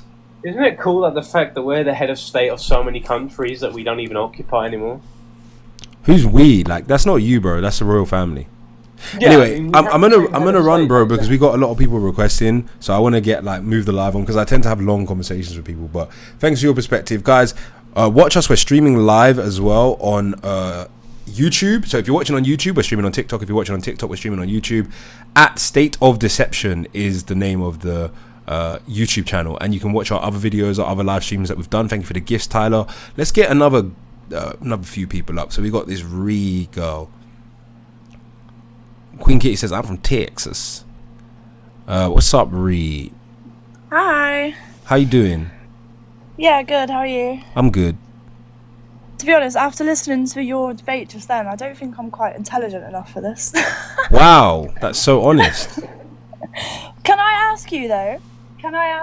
Obviously, I'm guessing by your accent, you're British. Yeah. So why do you hate Britain so much? Oh, I don't hate Britain. Okay, we're so lucky to be born in Britain. I wouldn't want to be born in another country. I mean, this country's taken a lot from me and done a lot to me. But yeah. I wouldn't want to be born... Like, I think Britain might be the best country to be from.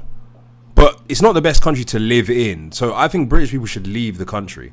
And go, you know how, like, a lot of countries have, like, a diaspora of people that just live there? Like, for example, like, there's just, like, a massive, like, I don't know, Irish community in the UK, in the USA, or there is obviously British, English expats in the USA and stuff as well. I just think we need another like renaissance, another movement of like loads of British people just getting up and just leaving this country and going to the USA.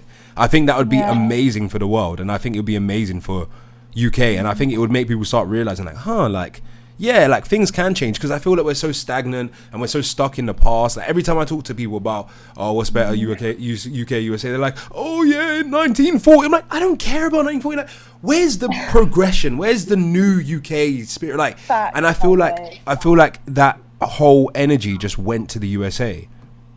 Yeah, I don't know. I think I'm gonna have to disagree on the moving to the USA part, but that's just because personally I just can't get my head around how the country's run. You know, like, I'm not going to bring up the whole usual gun situation, but that to me will never sit right. I just feel like saying USA is better than the UK is a really crazy thing to say, but also at the same time, I feel like as two separate countries, we are both just as screwed. Like sometimes, you know, I really wanted to do this thing because when I stream on YouTube, this is why I want to build up the YouTube stream, because I want people to be able to YouTube. You can see this, how I can do reaction videos. So everyone on YouTube can see that I can watch videos, and technically speaking, I could also put the live chat in while I'm watching the videos.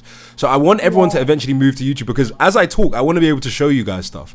So like if you just go to like any US city, like I was in Tampa Bay, I think last year, and you just go to like the places, go like say if you're in UK, go to the nice area, then go to America, go to the nice area, go to the downtown, like just look around, take it in, go to the beach, like you, like it's so obvious that the USA is the best place to be, but like I don't know what it is that makes people not able to see it. I think they just haven't seen like that. Like you realize like there's like the same rate of home ownership in the UK and USA. Wages are slightly higher in the USA. The houses are like 4 times bigger.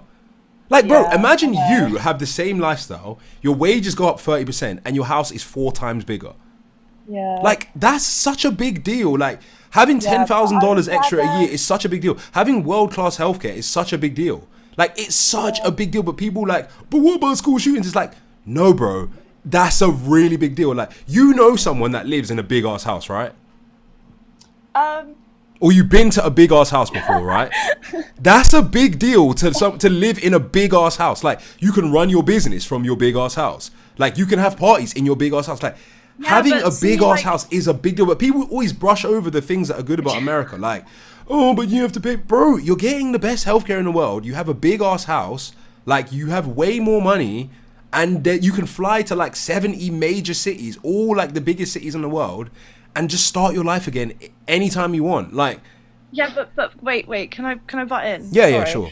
You're saying obviously about, you know, big houses and running your business in this place and that the other, but what about all the people that can't afford that? What about the people that are getting physically ill and they can't even afford to go and see a doctor? You know, that's like, not a thing, bro. Not okay. Most if you can't afford, that is a thing. If you can't afford, bro, if you can't afford healthcare, you're eligible for Medicaid. So if you can't afford it, you're eligible for Medicaid. Do you know the problem is that people, I think what happens is, so I realized this today because because I'm going to America soon. I was looking at videos of like all these big houses, and I was looking at the people walking around the streets, and I was like, these are the real Americans. Why do the UK citizens not know about them? And I clocked what it is. When you're successful in America, you just don't care about the UK. So the only people you guys talk to are like the dregs of society.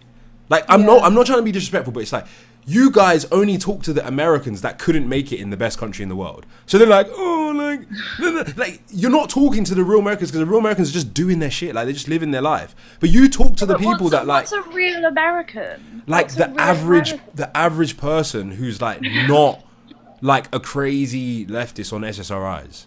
Do you know what? I feel like we need to get an American up here, because yeah, sure. I will back everyone in the comments because they did prove me wrong, so I'm sorry I was wrong there. No worries. We'll get someone else up. It's still the same. It's still the same in some ways. Yeah, okay, maybe if you're literally dying, they will see you. But the amount of people that can't get things that we can get, there's just a lot. You know, I don't know. But there's really not a lot. But let's move on. Well, thank you for your quips. What's up, Queen Kitty? Can you hear me? We can't hear you at all. Okay. Your voice is very quiet. I'm sorry. Can you hear me now? I mean, I've turned you up, but your voice is still quite quiet. I am so sorry. Do you know what the minimum wage in America is? You mean the federal minimum wage? It's $7.50 an hour. The federal minimum wage. $7.50 an hour is the minimum wage. The federal minimum wage, right? Yeah, that's for anybody. Go to McDonald's. What state? Do you know what the minimum wage is in England? What state? Huh? What state do you live in? Texas. Okay. So should we get the minimum wage? Do you know what the minimum wage in England is? Should we hold on? Let's get the minimum wage. So the minimum wage for Texas, same as federal minimum wage, $7.25. Yeah. So you guys, you got a no minimum wage, and then the minimum wage in the UK is like. You know how much it costs to get an ambulance from your house to the hospital? Do you know how much it costs? It depends on what your insurance is. $2,000. It depends what your insurance is. Right, and you know what? If you can get insurance, if you have pre-existing conditions, you can't get insurance. Yeah, you can. No, you cannot. Yeah, you can. Can't tell me as an American that you can get insurance. You've Yeah, but never you're not been like there. you're not like a real American though. I've lived there my entire life. Yeah, but don't you know, have there's any like there's idea. like real Americans and then there's like you guys. Like you guys are like not the real Americans. I was born there, dude. I know, but I don't know how to put it. Like you guys are like the Americans. Oh wow! So you believe in the propaganda? What propaganda? The one that you're speaking. What did I say? This propaganda. That there's real Americans and then there's people like me, as apparently. Okay, so you were saying that people can't afford to get ambulances, right?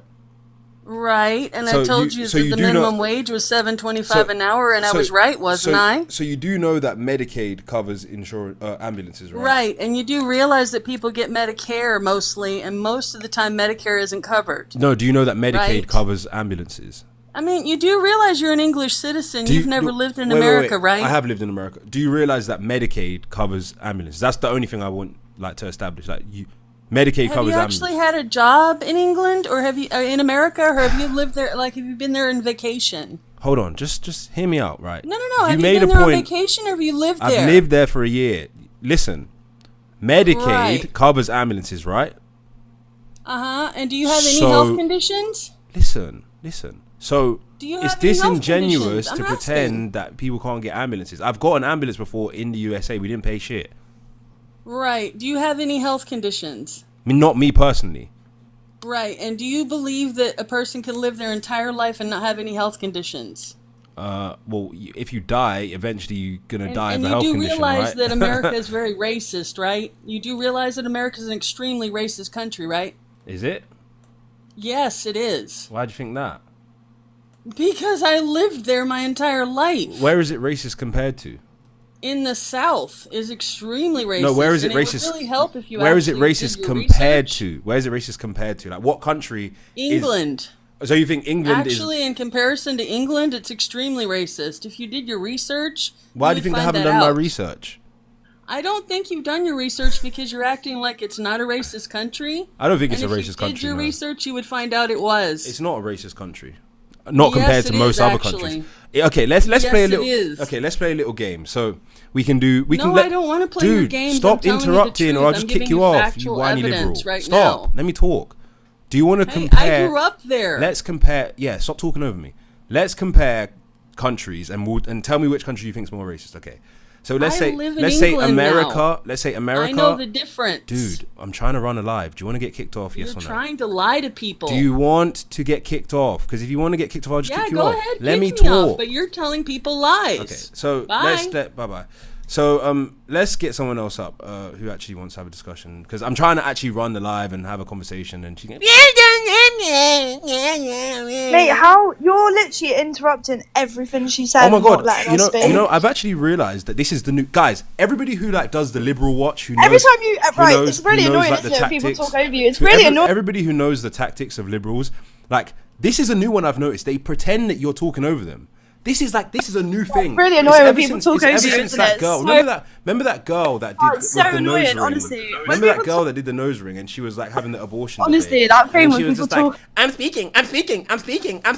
Yeah, trust me, it's very- So ever since that, like all Really the liberals now, annoying, they just yeah. pretend that like everyone's speaking over them. So like you speak, they derail the conversation. You're trying to keep the conversation on topic, especially if you're running a live. Like you got to keep the conversation on topic. So I'm trying to say, okay, let's take the conversation down this point about what you said about ambulances. And she's like, you don't even live here. You don't even live here. You don't even live here. Like I'm trying to respond to what you're saying. Like chill out. Like we don't have to have this whiny antagonist energy. We do this live so much and so many times. Like let me get to YouTube, because YouTube watches this live all the time. How many times do we do this live and it's just chill as F, and then the liberals come, why did you say that? You don't live here. But we do this so often. People are like, hey dude, yeah, I disagree with you, bro, but you know what I mean, like it's cool, bro, you know, I think the UK is better, but like that's how most people are. And then the whiny liberal women go, how could you say that? How could you say that? So that's why I'm saying don't talk over, because if you just let me run the live, you're gonna get a chance to speak, but you can't try and take control of the live and talk over me and you decide where the conversation's going, because I have to ask the questions. What do you guys not understand about that? Don't be silly. Okay, let's get somebody else on. What's up, Brian? We got 80 people in the live. We got 3 people watching on YouTube. Guys, head over to YouTube if you want to watch. We got different angles. We got angles. So on YouTube at State of Deception, you can watch us speak. What's up, Brian? Not much, boss man. How about you? I'm good. Where are you from? I'm from Alabama, and I'm so sick and tired of people talking about minimum wage. I got a daughter that works at Daggum Cookout, and she makes $15 a damn hour. Yeah. So so she's made the point about minimum wage being low. So are there many people that are actually working for $7.25? That does seem pretty low. But they'd have to get like 2 jobs or something, right? I don't know anybody. I mean, I'm sure there probably is, but I don't think any of my youngins have started working for less than $13 an hour. Yeah, like how can it seems like it would be a pretty rare thing. Should we see what's that? Because the thing that's crazy is people talk about the minimum wage, but why don't they ever talk about the average wage? Well, the thing about it is what they're neglecting to say is, all right, let's pay everybody in this country $20 an hour minimum. Let's pay everybody $20 an hour minimum wage, and then you go to Burger King or McDonald's and buy a damn burger, and see how much more that costs. No, I don't know, man. Like I take the point that the minimum wage is pretty low, but that doesn't necessarily mean that that's what people are getting paid. That's the only point I'm making. Like, yeah. I mean, I get that. I'm just, my daughters are brought up to work. They work hard. My youngest daughter, she works 2 daggum jobs. She works at daggum. I got one works at Cookout, one works at Five Guys. She makes $15.50 at Five Guys, and then the other one makes she works at another job at Texas Roadhouse, and yeah, that's cheap, but she gets tips. So what kind of job would earn somebody $7.25 an hour? To be quite honest with you, everybody that I know makes at least $10 to $11 an hour. I haven't heard of anybody starting out at minimum wage anymore. I'm gonna see if what kind of jobs, or if there's many jobs that pay. So it says there aren't many jobs in the USA that pay $7.25. So I mean, how many people are earning $7.25? It says in 2022, 1.02 million hourly workers earned at or below federal minimum wage. So that's a lot of people who are earning $7.25, about 1 million. But it's a very small percentage of the population, like 1/350 of the population or something like that. Probably a bigger percentage of the working population. It's like 1 out of 100 people. And wouldn't they just be really young people? Well, you would think so. What's the minimum working age in Texas? Minimum working age in Texas is 14. Oh, yeah, it's 14, is it? Yeah. So maybe the reason why it's $7.25 is because that's like a 14-year-old doing a paper round. Well, I mean, the thing about it is what people are neglecting to see here is getting a job at McDonald's is not a retirement job. Yeah. Unless you go into management. Yeah. But I know a guy. I got a buddy of mine that went to school to be a daggum therapist. Yeah. When he got out of school, he couldn't find anything that was paying decent. He went to work with daggum McDonald's. But now he's making $185,000, $200,000 a year because he's a district manager. Yeah. One thing I noticed is that the left wing paradigm usually, and this is not even that much of a criticism, but it's just a difference, is that they usually look at how things are for the lowest in society. So they think that if something's bad for the lowest, that means it's bad for everyone. They judge how things are based on how it is for the exception, the lowest. Most other people that aren't left wing, they tend to look at how things are in general as opposed to how things are for the bottom person. So is there probably some poor sod working for $7.25 in the United States? Yeah, there probably are quite a few of them. Most of them are probably teenagers or kids, but there probably are some poor people that have just freshly immigrated working for $7.25. However, that's an extreme case. That's a rare case. Doesn't represent how most people are actually living. So I get it, you can bring up the point, but why do they always focus on the point? They always focus on that. Why do they always focus on that? Why do they never want to acknowledge how everyone else is living? They're like, America sucks because some people are earning $7.25 an hour. It's like, yeah, but most people, like 99% of people aren't. So why are you not focused on the 99% of people that aren't? Why are you focused on the 1% of people that are? That's just the way they do it. I mean, it's just the way it is. It's just them trying to make a mountain out of a molehill. You know, from what I understand, California just passed a minimum wage act of, I think, $15 to $20 an hour. And before that act went into place, guess what most of these restaurants did? They either shut down or they swapped to automated stuff and cut back on employees. Yeah. Minimum wage in the UK is, I don't know why she was saying it's $20 an hour. It's not $20 an hour. Minimum wage in the UK for people 18 or over is actually £10 an hour. And then for people 21 and over is £12.21 an hour. So £12.21 pounds in dollars is what? $16 an hour. So many states have a higher minimum wage than the UK does. New York, California. Yeah. Well, one thing you got to think about too. I'm a businessman, so when my youngins went to apply for a job, they didn't ask for basic pay. I told them, I said, put down $15 an hour. Don't take no less than 12, 13. Otherwise, you can work for me. You're passionate about your daughter, aren't you? So thanks for your perspective. I like speaking to someone from Alabama. I don't think I've probably spoken to someone from Alabama before, but I'm going to be soon in South Carolina in about 10 days or 12 days. And I was thinking of going into Huntsville, but I just don't have the time. But, you know, shout out to you. Shout out to Alabama.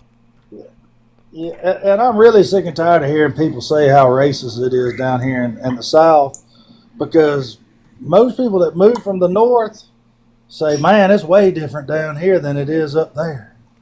Yeah, it's funny because they don't want people to judge people based on their race, but then they judge people from where they come from, which makes no sense. All right, man, got to run. I'm going to drop you down and then let's get someone else up. Appreciate your perspective. Okay, so we got a lot of requesters. What's YouTube saying? YouTube gang, because you guys are the core. What's YouTube gang saying? You guys all right? Head over to YouTube, guys, if you want to watch and see, you know, a different angle. If you want to watch any of our old videos, it's at State of Deception. We've got 70 people in the live on TikTok. Naya Raquel, let's get you up. What's up, Naya? Am I saying it right? Naya? It's Niaya. Niaya. Yes. Okay. What's up? So I just joined in, but I have a perspective here because I'm American and my husband is from the UK. And we've had this debate. Okay. We've had this debate on, and then he moved to the US and finally saw what I was talking about. Exactly. And yeah, so we ended up moving to Albania because it was bad over there. To where? Albania. Albania? Yeah. Why'd you move to Albania? Quality of life. We were struggling in America and we had pretty decent jobs, but daycare was like $1,500 a month. Alone, our rent was $2,000. And yeah, we just didn't have a good quality of life. It was just bills. So was he an Albanian person from the UK? No. So you guys you're not connected to Albania in any way. You just upped and went to Albania. Yes. Interesting. And how do they treat you there, being that you're of a different racial persuasion? Because I know over there's not many people that are like, it's not very diverse. So they're actually, I see black people daily. Oh, for real? Yeah, like there's a lot more Americans moving here, but they're really hospitable. Like they're really friendly. Like it's a part of their culture to just be helpful, and you know, they're just kind. They really love kids here.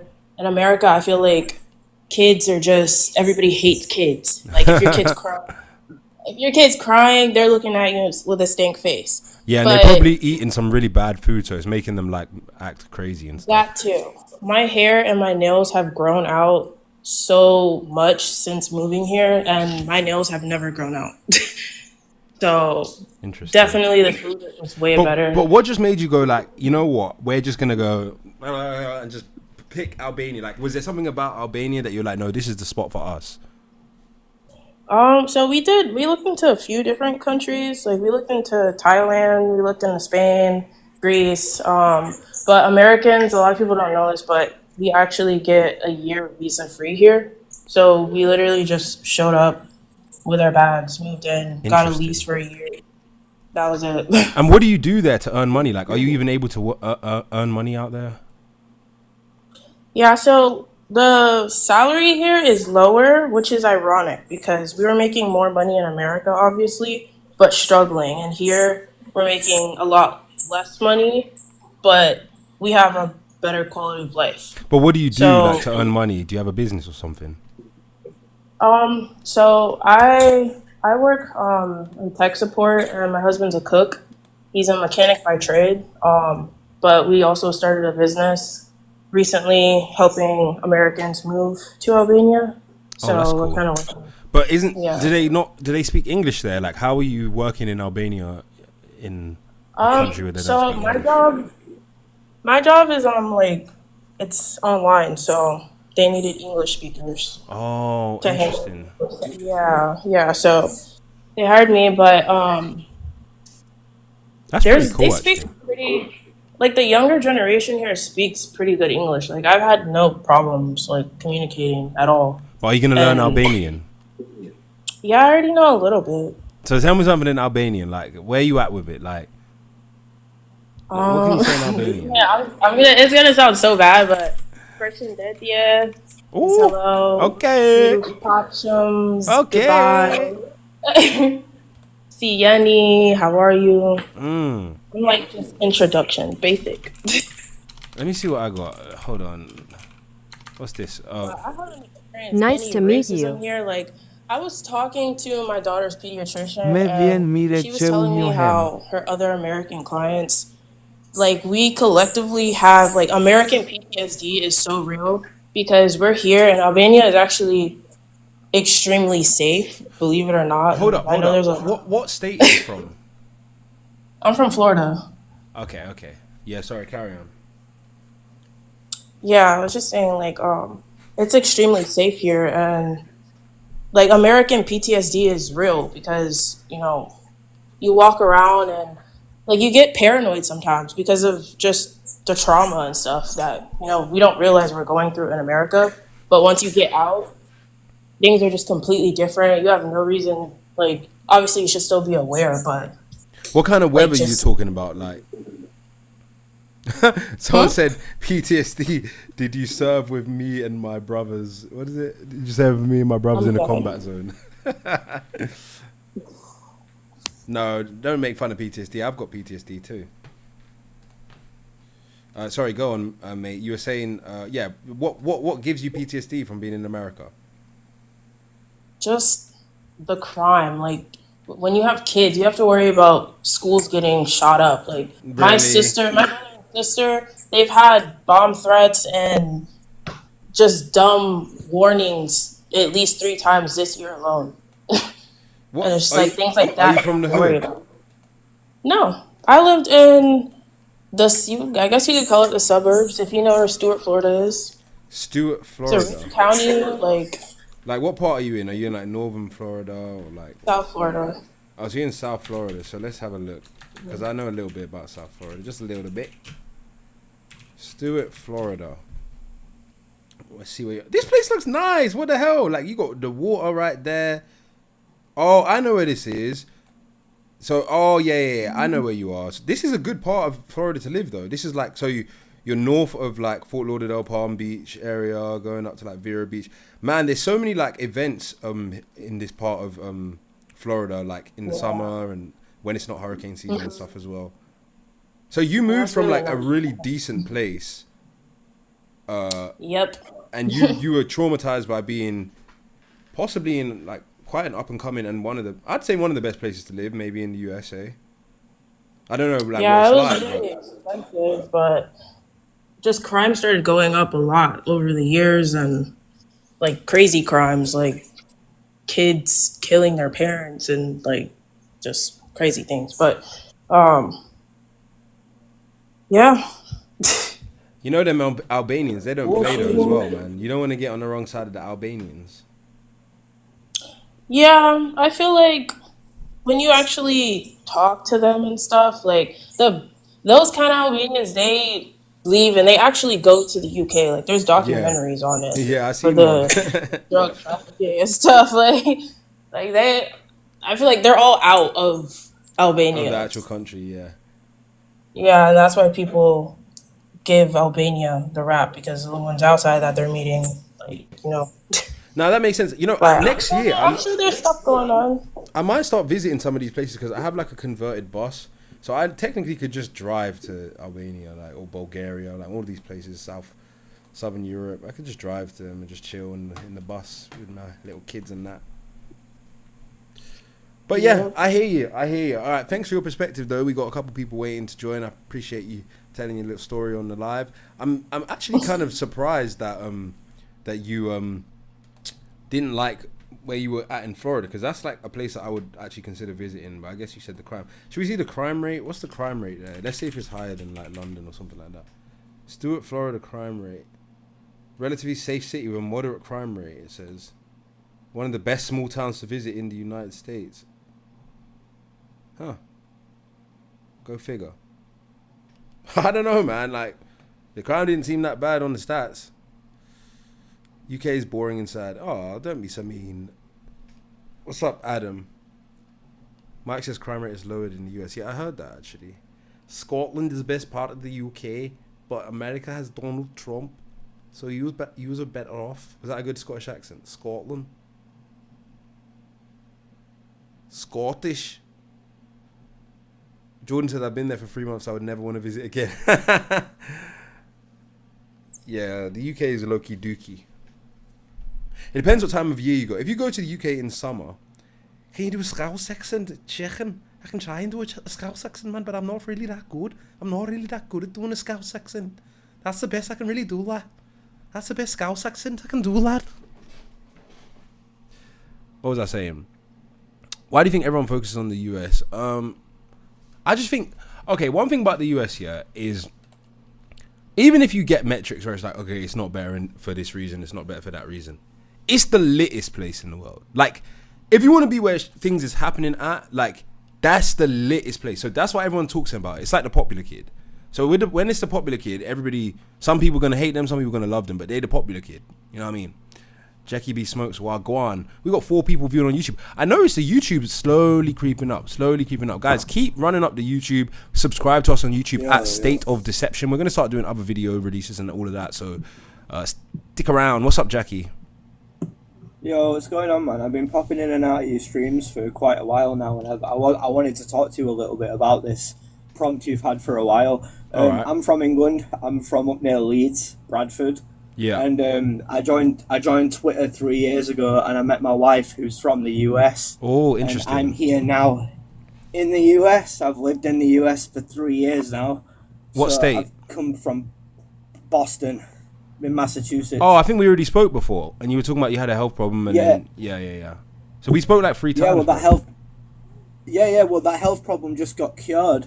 Turns out it was epilepsy, and I've had 6 full seizures since we last spoke. Damn. So we now have an answer that the NHS can diagnose schizophrenia for epilepsy, guys. So, I mean... Oh, that is just standard. Wait, so how much did you pay a lot for your healthcare, or was it free? It was absolutely free. What? You can't get free healthcare in the USA. You can't do it. It's just not true. No, don't tell them. You're going to cry about it. Because I'm married to my wife, I got free health insurance. No, it's not possible. You're going to leave you outside the hospital. You're not going to get treated. Yeah. So there you go, more to the debate where it is possible to leave the UK, come to the US and get free healthcare. But the only healthcare that I don't get is dental. It's funny because everyone says this to me as well, and my son was literally born in the USA. We took the ambulance there. There was like we stayed there for like a whole day. We got all the little amenities, everything. They filled out the forms. It was absolutely free. So I know the Americans might be mad at that because they're like, "You goddamn anchor baby having MF," but like, but at the end of the day, you can get free healthcare in the USA. Daddy Rick is in denial. He doesn't realize that that's possible. Yep. But it's possible. Yep, absolutely. You just got to know what you're doing. Yep, and to be quite honest, the UK is cooked at this point, to be honest. If we were talking England 8 years ago, I'd say England would have been better, but after Keir Starmer, I don't know, man. I loved the UK back in the day. I was enjoying it until politics just ruined everything. The UK was good. I mean, I'm not that old, but I definitely think that the 2000s was okay. But it's funny because in the UK, in the 2000s, like I grew up, obviously I was a young black guy in the 2000s, or young black kid, yeah. And I remember there used to be no like urban UK culture like that. So now there's like an urban UK culture. It's very different now. Like back in the day, it was almost like cringe if you was like part of that subculture. But now everybody's like part of more of the urban subculture.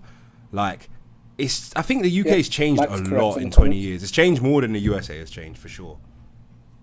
Yep, and Mike's correct in the comments. If you look, it's called mass health over here. So if I'm married to a US citizen in the state of Massachusetts, then I'm entitled to mass health, which is emergency services healthcare. Yeah, you can so get if you're emergency. Just walking down the street and you drop, then they're going to help you. And you're not going to pay. You can also get emergency Medicaid. So in most states, even like South Carolina has emergency Medicaid. New York has Medicaid, more of a robust Medicaid. You can even get prenatal, postnatal. Like we even got WIC in New York City. If you guys know what WIC is, we got WIC, like Medicaid for like a whole year and a half after. I think we're still eligible. I hear people coming in trying to argue these facts as well, and they don't understand that it really is different state to state. Like the last person from Florida, really high crime rate in Florida, and I don't know why the internet's lying to you. The crime rate is really high in Florida, and also the guys over here towards women can be quite abusive. No, it depends where you're at. South Florida definitely will have like the UK. South Florida will have more crime, but she was a bit north of South Florida, of like Miami, etc. Obviously, if you're talking about like what do they call it? Palm, what is it? The part in the northwest. What is it called? Palm something.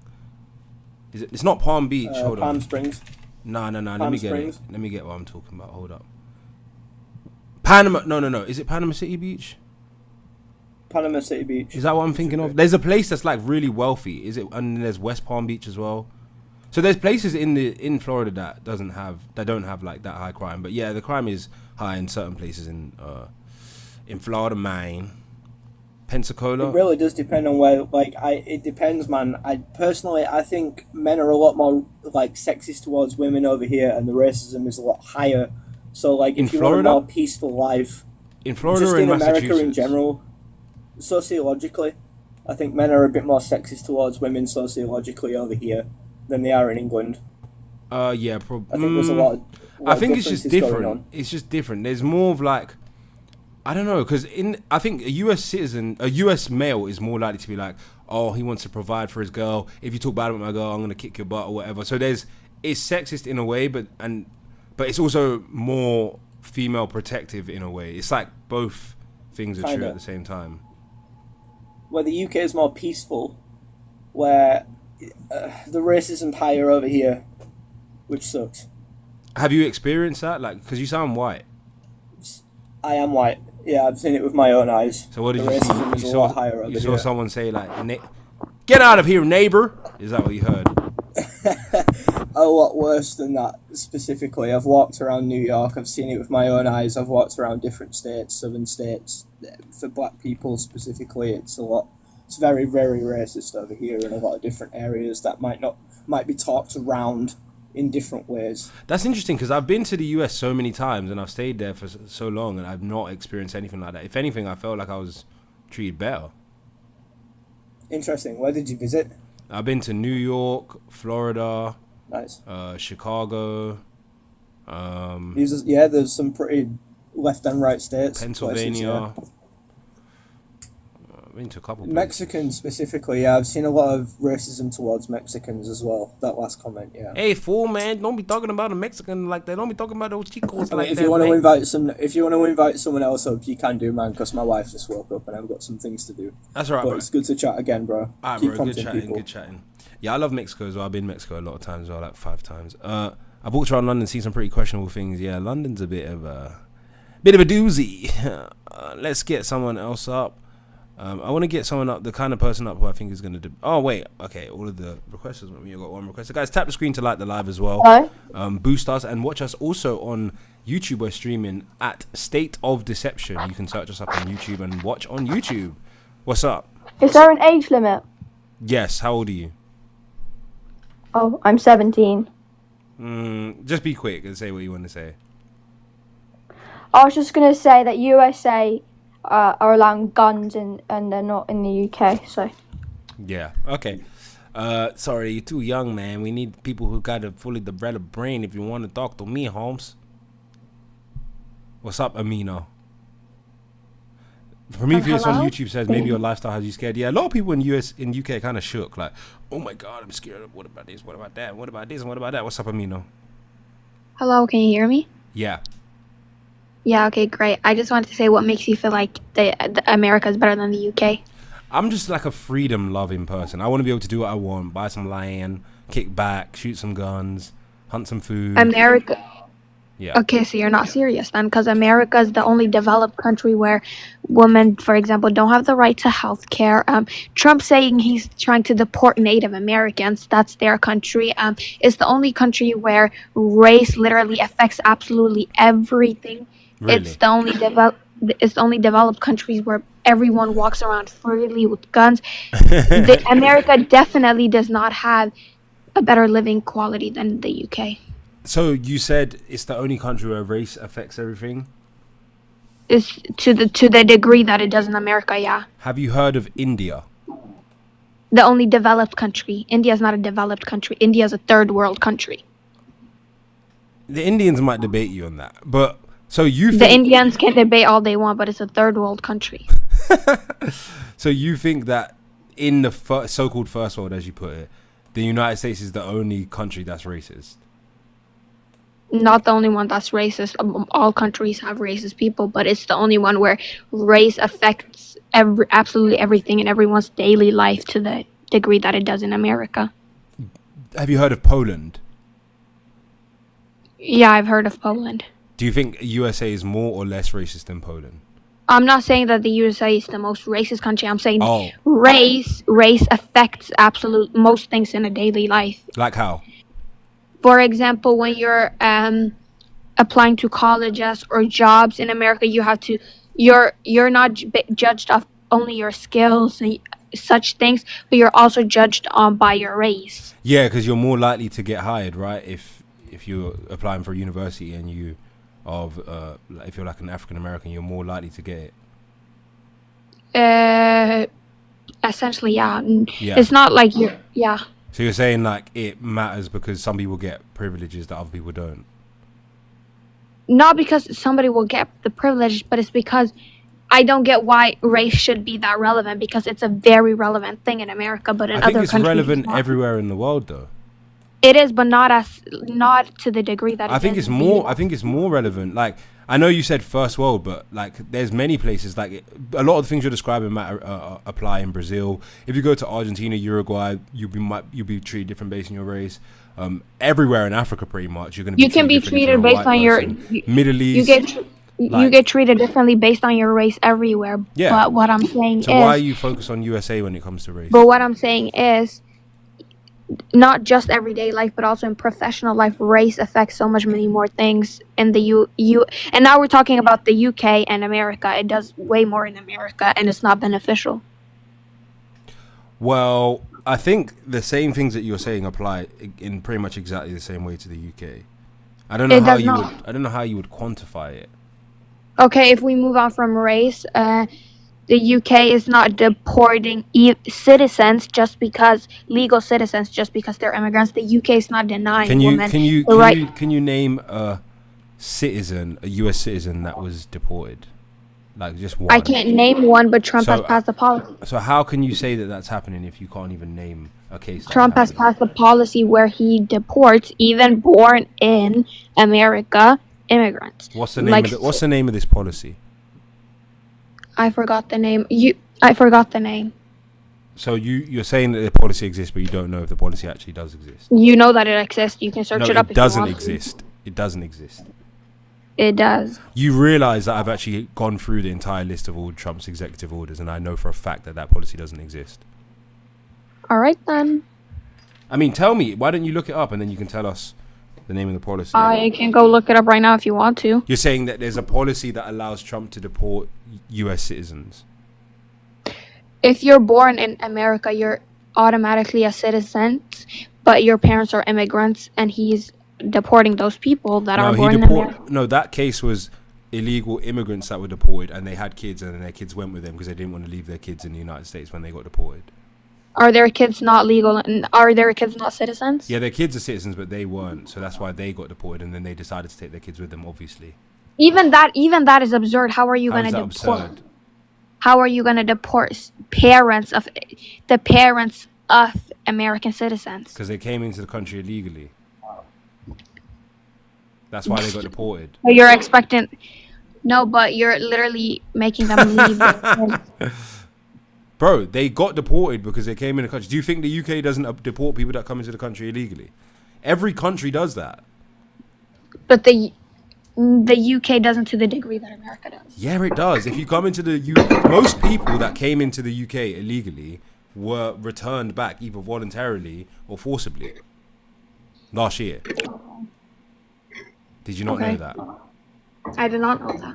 So you thought that all the other countries were just letting people cross into the country illegally and just be like, oh yeah, do you want a cup of tea? Yeah, I guess. That's silly, isn't it, Amina? Not really. Oh, come on. Keep it G-real with me, cuz. Keep it G-real with me, cuz. That's silly, isn't it? That was a silly thing to say, right? Why are you speaking in a British accent? I'm British. Okay, good for you. Okay, bye-bye. Oh, dear. What's going on with the youth? Fallen Warrior. We got, how many people we got watching live? We got 94 people live. I like it. The Americans are starting to leave work. They're leaving work early. Yeah, I came off work at 3:30 today. I just decided to hop on Amazon Live. What's up, Fallen Warrior? I just got off work 3:30 actually today.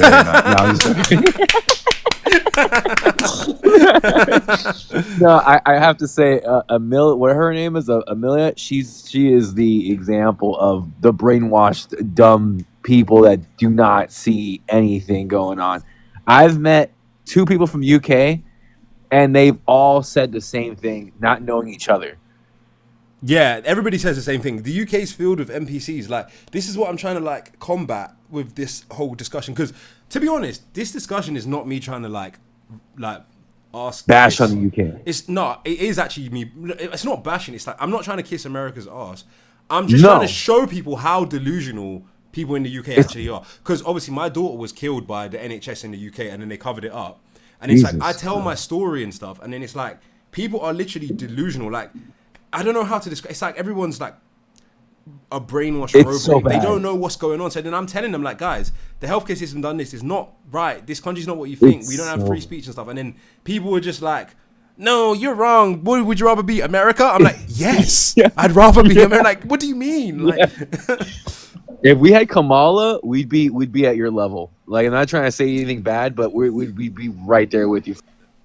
Oh no, dude, you got a violation. I had to remove you because something came up on the screen that said violation, and you had to get removed from the live. Sometimes TikTok does that. I don't really know why that happens. I don't know. Did anyone know what he said? They banned you? Yeah. Does anyone know what he said that got him banned? If you appeal the ban, then maybe you can come up later. Let's talk to River. I'm glad we got the live going now. We've got 100 people on the live. Guys, tap the screen to like the live. We want to get to the 10,000 like point, and also send gifts and all of that stuff. All of the gifts that you guys send goes towards funding our documentary exposing corruption in health and social care in the UK. And also follow us on YouTube. Subscribe on YouTube. We've got 4 viewers on YouTube. We're building it up. And on YouTube, it's at State of Deception. You can also watch our video reactions that I do. What's up, River?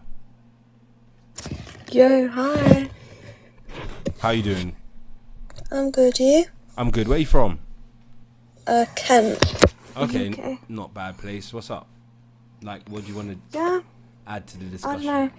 I just don't think either of them are better than each other, to be honest. They're both, like, massively flawed. Okay, but one still can be better even if both are flawed, right? I mean, I have, like, relatives that live in the US, and they moved, like, from the US, like, from the UK to the US, and they don't think it's much better. Oh, where did they move to? Florida. What part of Florida? I can't remember, like, exactly where. I haven't talked to them for ages, but I know it's Florida. So they moved, but they think that it's better in the UK, or they think, oh, it's the same. What's Same. up, David? Oh, that sucks for them. Maybe they should have gone to a different state. I mean, like, I just think comparing them's kind of stupid. Like, Oh, you think comparing them stupid? You might as well get off the live then, man. Yeah, but- What do you mean? If comparing them stupid, why are you here? That's the whole point of the discussion. Hello. What's up, Mariah or Maria? That's Maria. Hey. I'm intrigued by that. I don't want to argue or anything like that. Just, debate. I just want to see your points. Like, why do you think... I just want to, see, what are your points? Like, why do you think that the USA is better? I just think it has better laws, like, as in you have more rights, more freedoms, there's more things to do, the people are more open-minded, you can, shoot Like, what guns do you and mean hunt by and own that? land. Huh? In the UK, what, are you talking, what? I don't understand. You're talking about, you have more rights, but Yeah. what rights do you have, more of in USA other than, guns and all that stuff? So I think the laws are better. So you have, Second Amendment, so you have the right to defend yourself properly, and you have free speech, which means you have the ability to express yourself properly. And also, I like the fact that abortion is banned as well in some states. So Second Amendment, First Amendment, yeah. Oh, okay. Would you agree with me that food in the USA is worse than UK? I mean, yeah, the food quality, but I don't even get most of the time I get good quality food in the UK either way. I get game hunted meat, so I would just get that in the USA. Yeah. So the food quality doesn't really bother me because I would just get Dude, good but, quality food anyway. Food from quality the Amish. really sorry, I don't mean to interrupt you. Food quality, obviously I'm only focusing on this point. I have other ones as well. Yeah. But the problem with food in America is that because there's so much chemicals, there's all this stuff some food from America is banned in Europe, not only in the UK. It's not that the And food is banned. I get what you're saying about the food quality is better, but I'm saying Yeah. that's easily avoided because anybody who cares about food quality is gonna get better quality food. Like me, I buy my food from the Amish. It's not expensive and it's good quality. It's better than the quality of food I get in the UK. Well, about the same, I'd say. You don't have to eat bad food. Yeah, obviously, but the thing is that even meat and milk, some milk in the USA, there's man-made hormones in them. I'm pretty sure. Man-made hormones. Yeah, I can get you. Hold on. But I don't. That doesn't concern me because anyway, I get what you're saying. It's the food quality. Yeah, well, issue. yeah. Well, what I'm trying to say is I that only eat farm fresh milk Yeah. anyway. I go to the farm and buy my milk. I do that in the UK. Okay, that's fair enough. That's good. That's really good for you. But for the standard American, that let's say, because we can agree that healthy food and just stuff that's not full grown, or I forgot the name for it. But you get what I mean? It's more expensive to get healthy food, It depends. Yeah, probably in general, but you can quite easily get relatively cheap. It depends on the source of the food. If you're getting it from a supermarket, then it depends. But yeah. Yeah, because it's just people have been saying that's the main reason why there's so many sick Americans and obesity levels and stuff like that. Obviously that differs with population because America is obviously bigger than the UK. But then again, I've heard I've stayed live for maybe 10 minutes and I've heard the thing with the NHS that you mentioned. Yeah. So would you say that the healthcare in the USA is better than the UK? By far. I think it's not even close.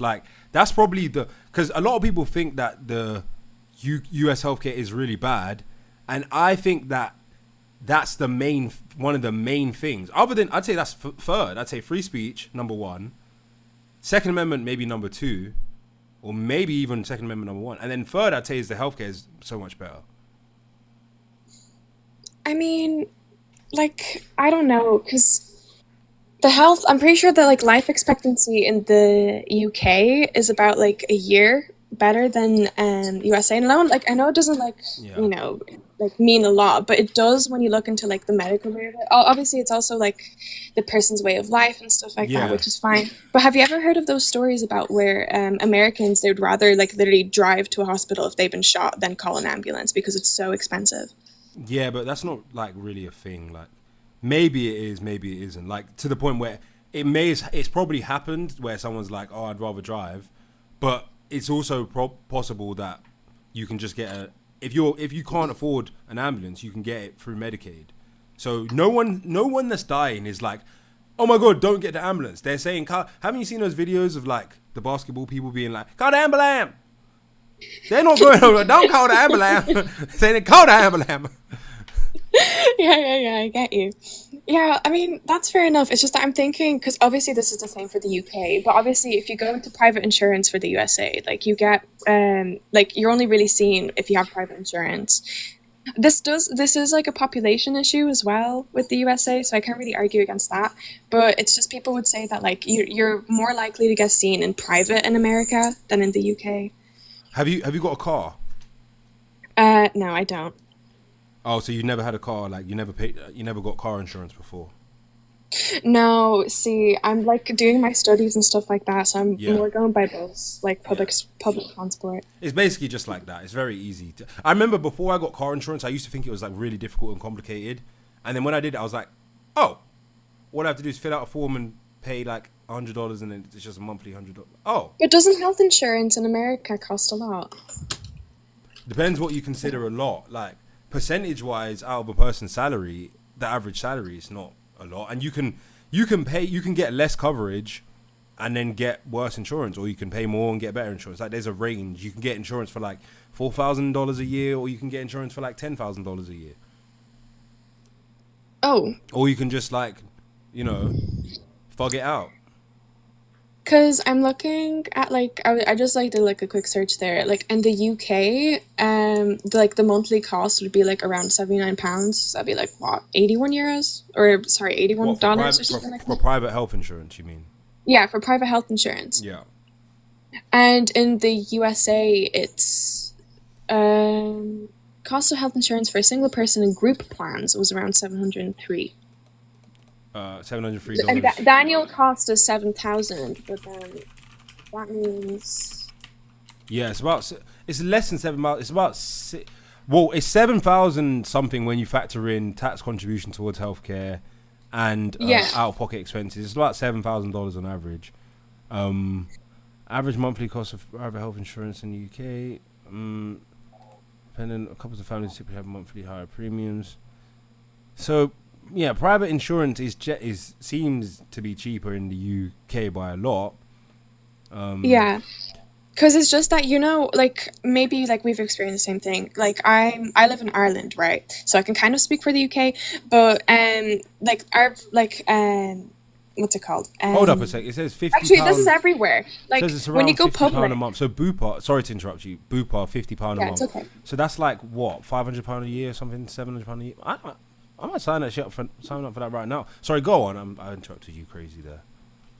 No, it's okay. It's just that I'm saying that, like, usually, because I've had to go through public, like, healthcare, where, like, I would have to, like, I don't know, like, literally sit in the hospital waiting room for hours to get, like, seen by public. Meanwhile, with private, like, I have, like, a bunch of, like, gut issues, and about 2 weeks ago, I went to, like, I went in private to a gastroenterologist. Yeah. And I'm literally getting a colonoscopy and whatnot, like, in a bit, like, in a couple of days. So, with private, it was much more easier to actually get, like, stuff done. Yeah. Than with public. Because obviously, imagine, like, if I have some sort of stomach issues and I go to, like ask for a referral to a...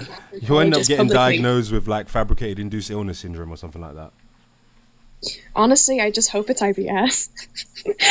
I hope it's something big. Why do so many girls have IBS now? I think it might have something to do with those. Do you take like birth? Actually, I shouldn't even ask those personal questions. I know so many women with IBS. Like, I'm talking about, like, I know literally like 10 women with IBS. I mean, for me, it's like genetic, because my dad has he has colitis or whatever it's called, and it's just another issue that like kind of like links in with IBS. I feel like people can say that like, oh, IBS is like fake and stuff like that, but like the amount of women, like I know women as well, like so many people that have IBS too, and it's just fucking horrible. It's probably just the substances that people take and that it just corrodes your gut lining. That's probably what it is. I'm not sure, because it's also like, lactose intolerant people, like they're generally like normal. Like apparently being able to drink milk is like a mutation. Well, all humans are lactose intolerant. It's just to different degrees. Lactose is not. Well, lactose is only tolerable in certain amounts. Like the amount of lactose in cow's milk it's a different form of lactose, and it's more. So if you have a lot of lactose, eventually your gut's not going to tolerate it. But some people are more tolerant than others, obviously. Yeah, I'd say it's from what people eat as well. But the thing is that I've been eating healthily like all of my life. What have you been eating? So. Like, do you want me want me to give you my like what do you consider healthy? Because it's probably the opposite of what I consider healthy. Like lean meat, only meat, like only drinking water, or teas. Like that doesn't matter. Why do you have lean meat? Having a diet full of fruits, having a diet full of vegetables. You know. Why do you have lean meat? Oh, it's just because I'm on a calorie deficit. Oh, but fat is good for you though. Yeah, fat is good for you, but not in too many amounts, if that makes sense. I don't know, that's all I eat. My diet's mainly fat. I eat like pork belly every day, lard, everything. I that's my main thing that I eat is fat. Well, that's good. I mean, like, obviously. Oh yeah, it's not about me, is it? But yeah. I was gonna say like, but either way, like there's no issue with having lean meat or full fat. Like that's completely fine. Like drinking milk as well is okay, but like you always have to like make sure the type of milk that you're drinking. You know.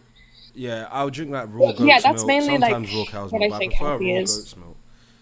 Right, we're kind of off topic right now, so I'm gonna drop you down. But, appreciate your perspective.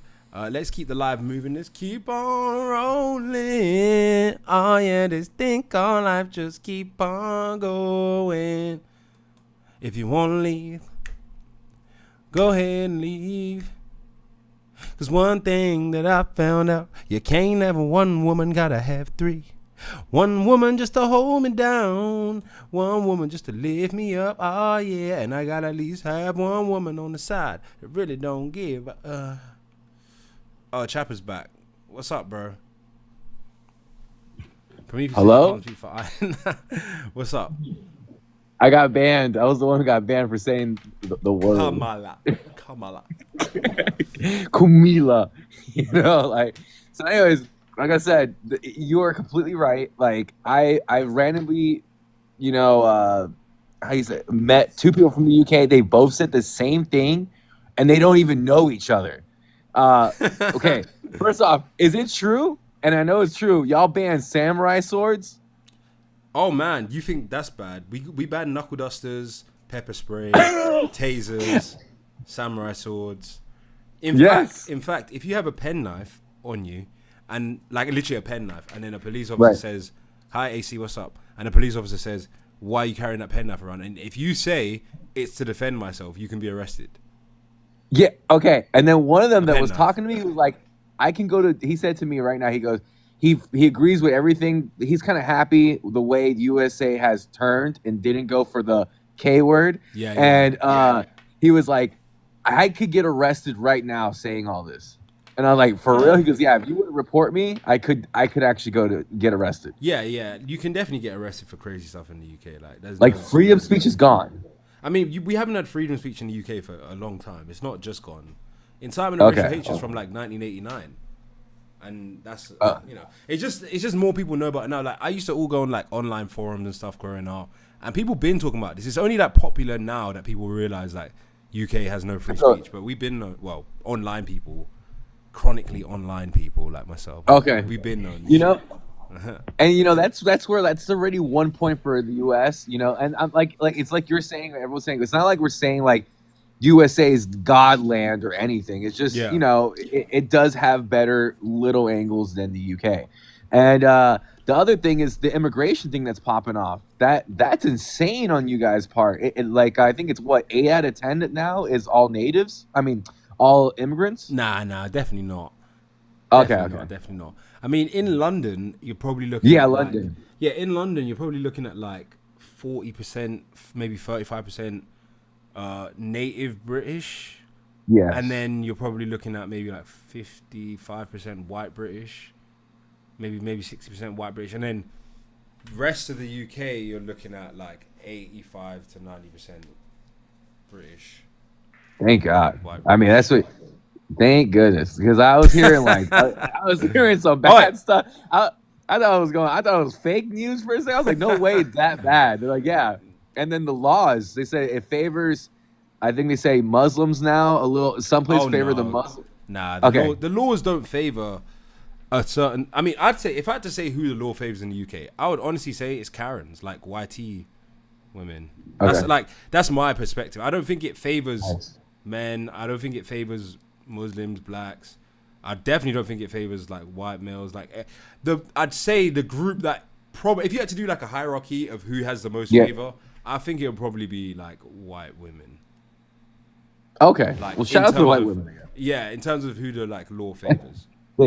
The Muslim faith peaceful. I mean, that's what I was hearing. You know, from both of them, they were saying like stuff like that, like crimes. You can't call someone Muslim or something like that over there or something like that, right? Dude, you know, it's weird because online there's all these convo about Muslim this, Muslim that. I've lived in the UK my whole life. Never in my life have I ever seen like an issue in like person where people are like, oh, you're white, you're Muslim, this is now beef. Like, I've never seen it. I just see it online. Definitely there's areas that are like 90% Muslim, but I think the truth of the matter is, and this is just me being honest, Muslims, they're the type of people that people are going to talk about them behind their back, but people more scared to say that stuff to them in person. And I'm not saying that they're bad or they're dangerous. That's just something I've noticed. That if there's a group of Muslim people in public, most of the time people aren't going to go and start saying it to them to their face. They're more going to say it behind closed doors or online. So in real life, a lot of these issues, they don't really come up because no one's going to say nothing like that, like in person, really. Yeah. All right, well, you know what? That's good stuff to hear, man. Because when I was hearing from them, I was like, "Dang, it's getting great." Like, something like you guys have maybe some mini revolutions that could be popping off or something like that. I don't know, bro. They ain't got I don't think people got the cojones. So, what do you mean? Like, do you mean like it could have like there is? I don't see it, bro.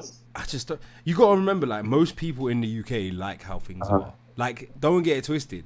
If you did a poll of the population, should people be... I talk to UK citizens on here all the time, and I'd say most of them, when I say, should people be arrested for speech offences, most of them say, yeah. Like, I say 70, 80% of, maybe even 85% of the British people that I talk to on here, when we bring up free speech, people say, yeah, people should be arrested for being racist.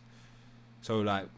I mean, yeah, I can see that. Like, in terms, like, if someone's really attacking someone on, like, hard racial things and... No, like they think people should be arrested for like saying the N-word. Oh. Yeah. Like most people in the UK think that.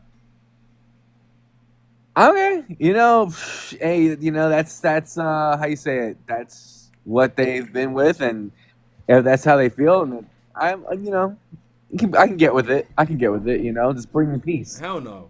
I'm getting out of this place. Let me out of this place. I'm out of place. I'm out of space. I just managed without a trace. So you're about leaving the UK? Yeah, I'm leaving. I'm actually going out the UK in 11 days. And then I'll come back because I just have no choice. But then later I'll leave for good. If you want. Out of there. You can say what you want over here. You can say anything you want over here. Exactly. And you can carry your pocket knife. You'll be okay, knife. Bro. I'm gonna have the big ting. The big ting. Well, all good, man. Nice to chop it up, get some truth, and hear it out. Oh shit! Let me check actually, because you can definitely have a knife in South Carolina, right? And where? In South Carolina. That's why I'm going, South Carolina. Oh, you can do anything you want. Yeah, bro. Oh, nice. Yeah, I could get possession and carrying any type of knife is generally legal. Nice. You can carry guns. You're good to go. I can't carry guns on a visa though. Right. I wonder if I can carry. I think I probably can carry knives on. Let's search it up because this is interesting. Because now I might have to get a nice big weapon for when me. In South Carolina. So, was there an era before it was banned that everyone was walking around with samurai swords? Was it like that cool? Like no. Like so knives. Basically, it's not knives that are banned in the UK. It's bladed articles. So if you carry a weapon, you get arrested for possession of a bladed article. So that means if you have a shard of glass, you can get arrested for that. So it's about the item being able to be used as a blade. Got it. So what they've banned now, when they said they banned samurai swords, what they've done is they've banned people having those. They're like the decoration knife. They're basically like decoration like samurai swords. Oh. Yeah. Okay. Yeah. Oh. All right, man. Super cool. I mean, I'm still with your post. I'm still with that, and I don't know. When people disagree, it's just a little insane to me because there's no freedom of speech, and you really can't get away with a lot there. I mean, my friend, he likes the knives versus guns thing. He's like, well, over here you can shoot up a whole school. You can't do that in the UK if it's only everyone's down to knives. Yeah, I mean, I wouldn't be surprised if there is like some mass shooting event in the UK at some point because I don't know, like it's not impossible for that to happen. It's just like much more difficult to get a gun here compared to the USA. It's not impossible, but like there was a mass shooting in wasn't it Sweden like just the other day, like in like yeah, and some guy planned a mass shooting in I think Luton like 2 months ago in the UK. And he got caught. Oh. He was going to do a mass shooting, though. Oh, shit. Damn. Yeah. All right. Well, all good, man. I totally agree with your post, man. Keep it running. And we'll see you here in the USA, I guess, because you're coming to South Carolina, right? Yes, baby. Yeah, baby. South Carolina. All right, man. All Enjoy. right, then. All right. Bless his little heart. Bless his heart, guys. You know, he's got a good spirit on him. And we pray to the Lord Jesus that he protects us and guides us on our travels to South Carolina. Bless his heart. Conductor Kyle. Howdy, Kyle. How you doing? Hi, Kyle. We got 4 viewers on YouTube and 42 viewers on TikTok. Guys, tap the screen to like the live and follow us on YouTube at State of Deception. What's up, Conductor Kyle? What's going on, brother? Yeah, can't complain, mate. I'm gonna agree and disagree with you on a couple of things on there. All right. As far as like just the general scope and the size of the U.S., obviously there are so many different topographies, climates, everything like that. Of course, there's going to be so much more to do just in general scope and size of the country. There's obviously going to be more things to do. Just in the general size of it. I think, and I'm going to say this first because I'm a father of 3 girls, so you lost your daughter. I apologize for that, man. That sucks, and my heart goes out to you on that one. Yeah, that's right. Appreciate it. But I will say, as far as our healthcare system in the U.S., I think you have to take a couple things into account. One, insurance is not everything you're thinking it's cracked up to be. I work for a Fortune 500 company with excellent health insurance, and I mean top tier, fantastic health insurance. Yeah. I still pay $900 a month for my family. My company pays $3,600 a month for my insurance. Yeah. So the only reason I can get that insurance is because I work for a very large company. Yeah. So wait, did they pay free? Did they pay? You said $3,600. Is that taken out of the 9,000, or is that you still pay the 9,000? No, I pay 900 sorry, a month. 900 a month. I pay 900 a month. So you're paying like $10,000. Oh, I get what you're saying. So you're paying like So $10,000 told, a year. we're paying like 45 all told, and the company pays the majority of it, which obviously is a tax write-off for them. Yeah. But we're paying close to $4,500 a month for our insurance for my family, just my family. Got it. So, but you yourself are paying $900. So in a year, you're paying like $10,800 or something like that. Roughly, personally. But the only reason I can do that is because I work for that company. Yeah, cool. If I was paying it solo, I'm not getting even close to that level of insurance for what I would be paying. So does that cover your whole family? So it covers us for medical, dental, and vision, but I say it covers us for medical. If I go to a doctor, I have a $40, $50 copay every time I go. Okay. If I go to a hospital, I have $250 copay every time I go. If I have to go to a specialist, it's $45 every time I go. Then on top of that, you're looking at prescription costs. You're looking at everything else that gets compounded on top of that. Yeah. It's not just like hey, you have insurance, so you're good to go.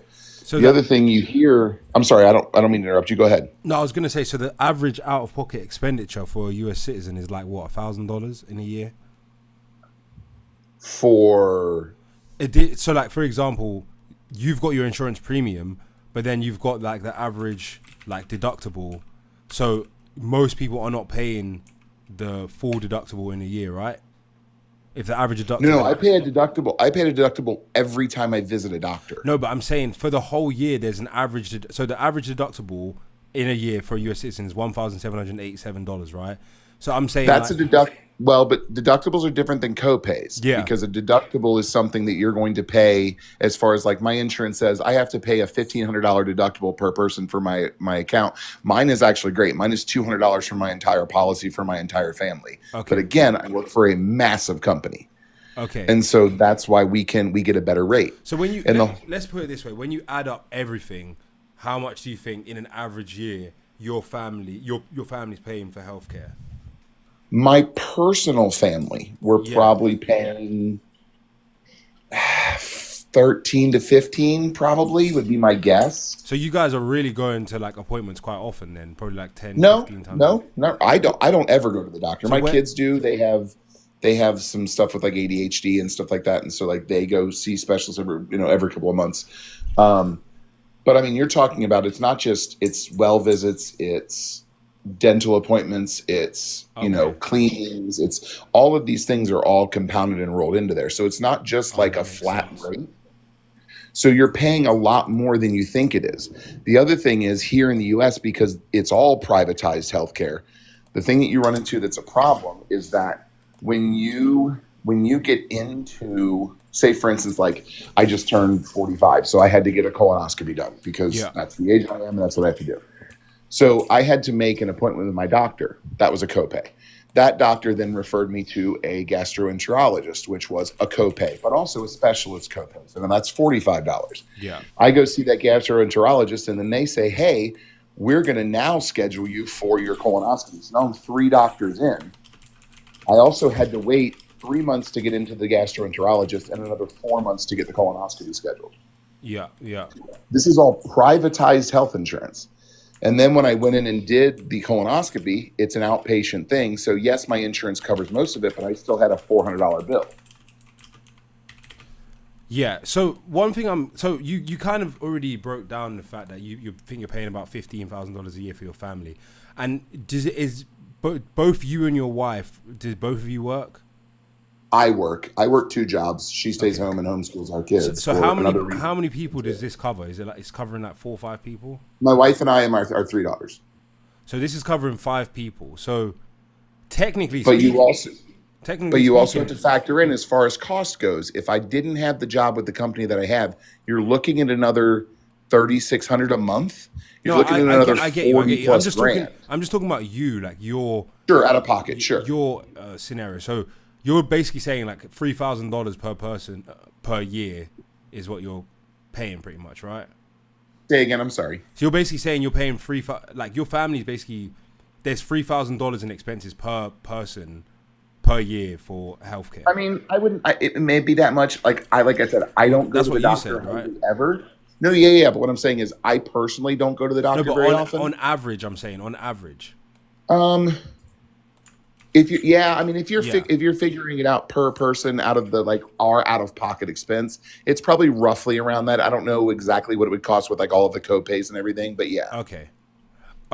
Because what I'm trying to figure out is basically based on what you're saying, how much healthcare would cost you in the UK with your job. Would you mind sharing like how much you earn or like what like percentage? I mean, between the two jobs, it's over 100, sure. So you're earning over $100,000, right? Yes, between both of my jobs. Okay, so hold on a sec. Income tax, national insurance contribution. So basically, in the UK, for you to pay income, so your a combined income tax and national insurance contribution, would be for someone earning £32,500 would be about £5,500, which is like, let's say like $7,000. But obviously not all of that contribution goes towards healthcare. I think it's like 20%. So someone earning 32,500 would pay like maybe like £1,000 towards the NHS or 1,500. But you earn 100K. So basically the tax bracket that you'd be in the UK, you'll be paying like 45-50% tax, right? And of that, so you're basically you'd be paying like literally like, let's just say $40,000 in tax. If you were earning 100K, you'd be paying like $40,000 in tax. Yeah. Of that, about 20% of that would go to the NHS. So basically, you would be paying about $10,000 to $9,000 in the UK towards the NHS in taxes, probably low and maybe $11,000. Now, do your corporations not contribute to their employees' health insurance also? No. But see, that's what you have to factor in then, because my corporation which is part of my salary. Yeah, I mean, it's part of the benefit of work. No, but it's not technical because why would you factor in what you're not paying? Because if I want to change jobs, like if I just decided to go to a different company and I want to change jobs, I now have to find a place that offers the same level of healthcare, or I'm screwed. My family's screwed. So it comes into a fact of like, it's an inelastic need. That's the biggest thing that because I know you made a false equivalency to car insurance. Car insurance is not an inelastic need. You can live without a car. You can't live without life affirming care. You can't live without medications. Depending on where you live, it would be very necessary to have a car. And the reason I brought up car insurance, I wasn't trying to make an equivalence. I was just talking about how easy it is to actually get it, not in terms of it being the same thing. I know it's different, but I'm saying it's as easy to sign up for health insurance as it is to sign up for car insurance. That's the point I was making. But here it's not, and that's the difference. To get good health insurance, well, because you're filling out a form basically. You're filling out a form and paying a deposit. But here's the thing, and I know a lot of people will like denounce Obamacare, and I've never had to deal with it because of my employer. But what I will say that happened when Obamacare was put into effect was that you cannot be denied health insurance because of a pre-existing condition. Before that, like my mother had brain cancer. We could not get her health insurance anywhere because she had cancer. So what happened was my parents lost their home, they lost their land, all because they couldn't. It was either literally a lose your home or, watch my mother have seizures every 3 minutes because of her brain cancer. Yeah. So I'm sorry. That's the big difference. No, you're fine. But that's the big difference that you have to factor in too with the U.S. versus the UK is that if you get a debilitating disease, okay, say for instance you're fighting cancer. Here in the U.S. we have to worry that we lose everything that we've worked for our entire lives because of that. Did you consider doing medical bankruptcy or like a bankruptcy? Yeah, but here's the thing. You can do that, which is great, and you can declare bankruptcy, but here's the problem. That doesn't give you, like, I'll use my mother's, situation for that. That doesn't give you the $1,600 a month medicals, the anti-seizure medication that she needed. Declaring bankruptcy is great, and it can put you out of, like, the bills, but then the problem is that doesn't help her when she needs that medication. Yeah. There's no how is it now with that? Like, is it possible to get that kind of medication if you declare bankruptcy now? You can get it, but if you can't afford it, that's what I'm saying is like would a medication like that be capped now? Like, is there no? So that medicine, do you know the name of it? I don't. This is 20 26 years ago. That's what I'm saying. I'm talking because that's the kind of point I'm making. Is I think things have changed quite a lot now. But the point I wanted to raise as well is in terms of like what you're getting as well. So based on your salary level, you would pretty much be paying the same amount in the UK towards healthcare just through taxes. Yeah, but you're only talking about let me finish.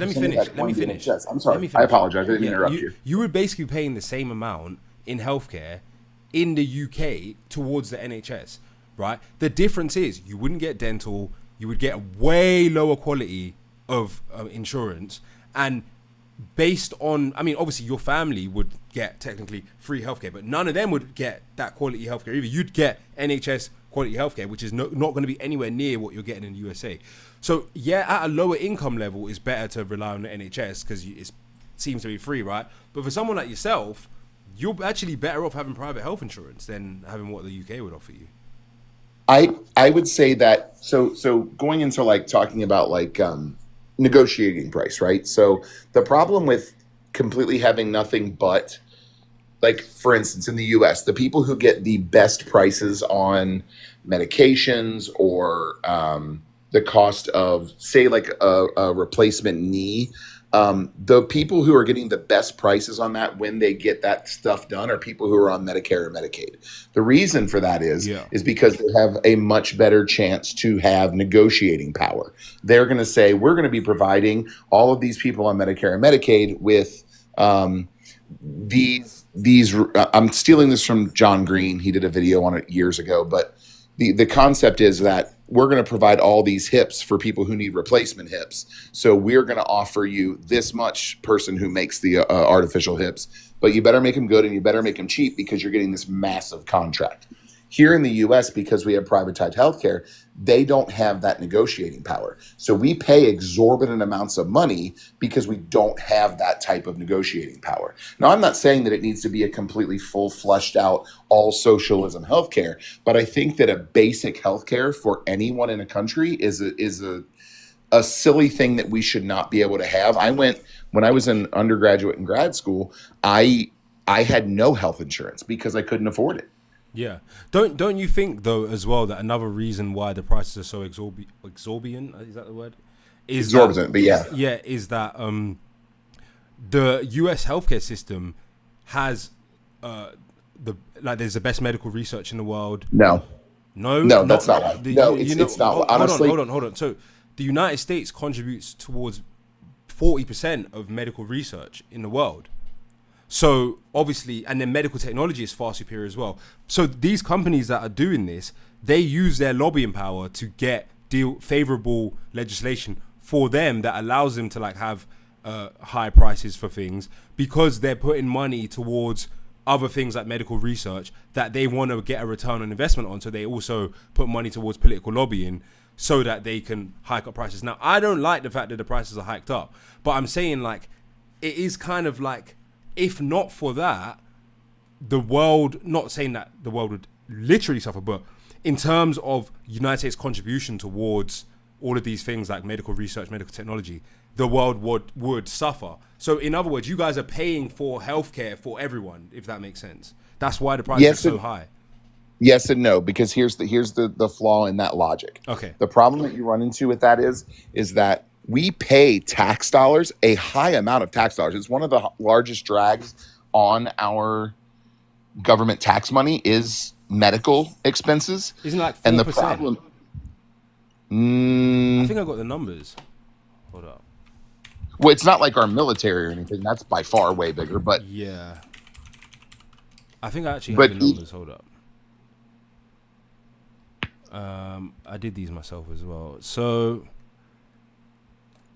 tax contribution towards healthcare, 70% of USA budget goes on USA healthcare expenditure, including both state and federal tax. That means 17% of a person's taxes goes on healthcare expenditure.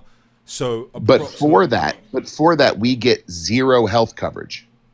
So hold on. So average American spends $6,181 on private healthcare, deductibles, and Medicaid per year. That's 9% of salary. So the actual amount spent on healthcare is 17% of the average tax rate, which is 18%. So 0.17 times 0.18. But you even said yourself that only 20%. So it's actually 3%. taxes Yeah. in the So 3% of U.S. taxes goes towards healthcare. which is a huge GDP. We have a very huge GDP. But the thing is even that 3% of our GDP going to that, for that, the average person gets zero health care for it. Well, the people that don't have insurance, you mean? That don't have Medicaid? No. The people that don't have Medicaid don't are have paying Medicaid, that correct. tax, and they're not getting anything in return for it.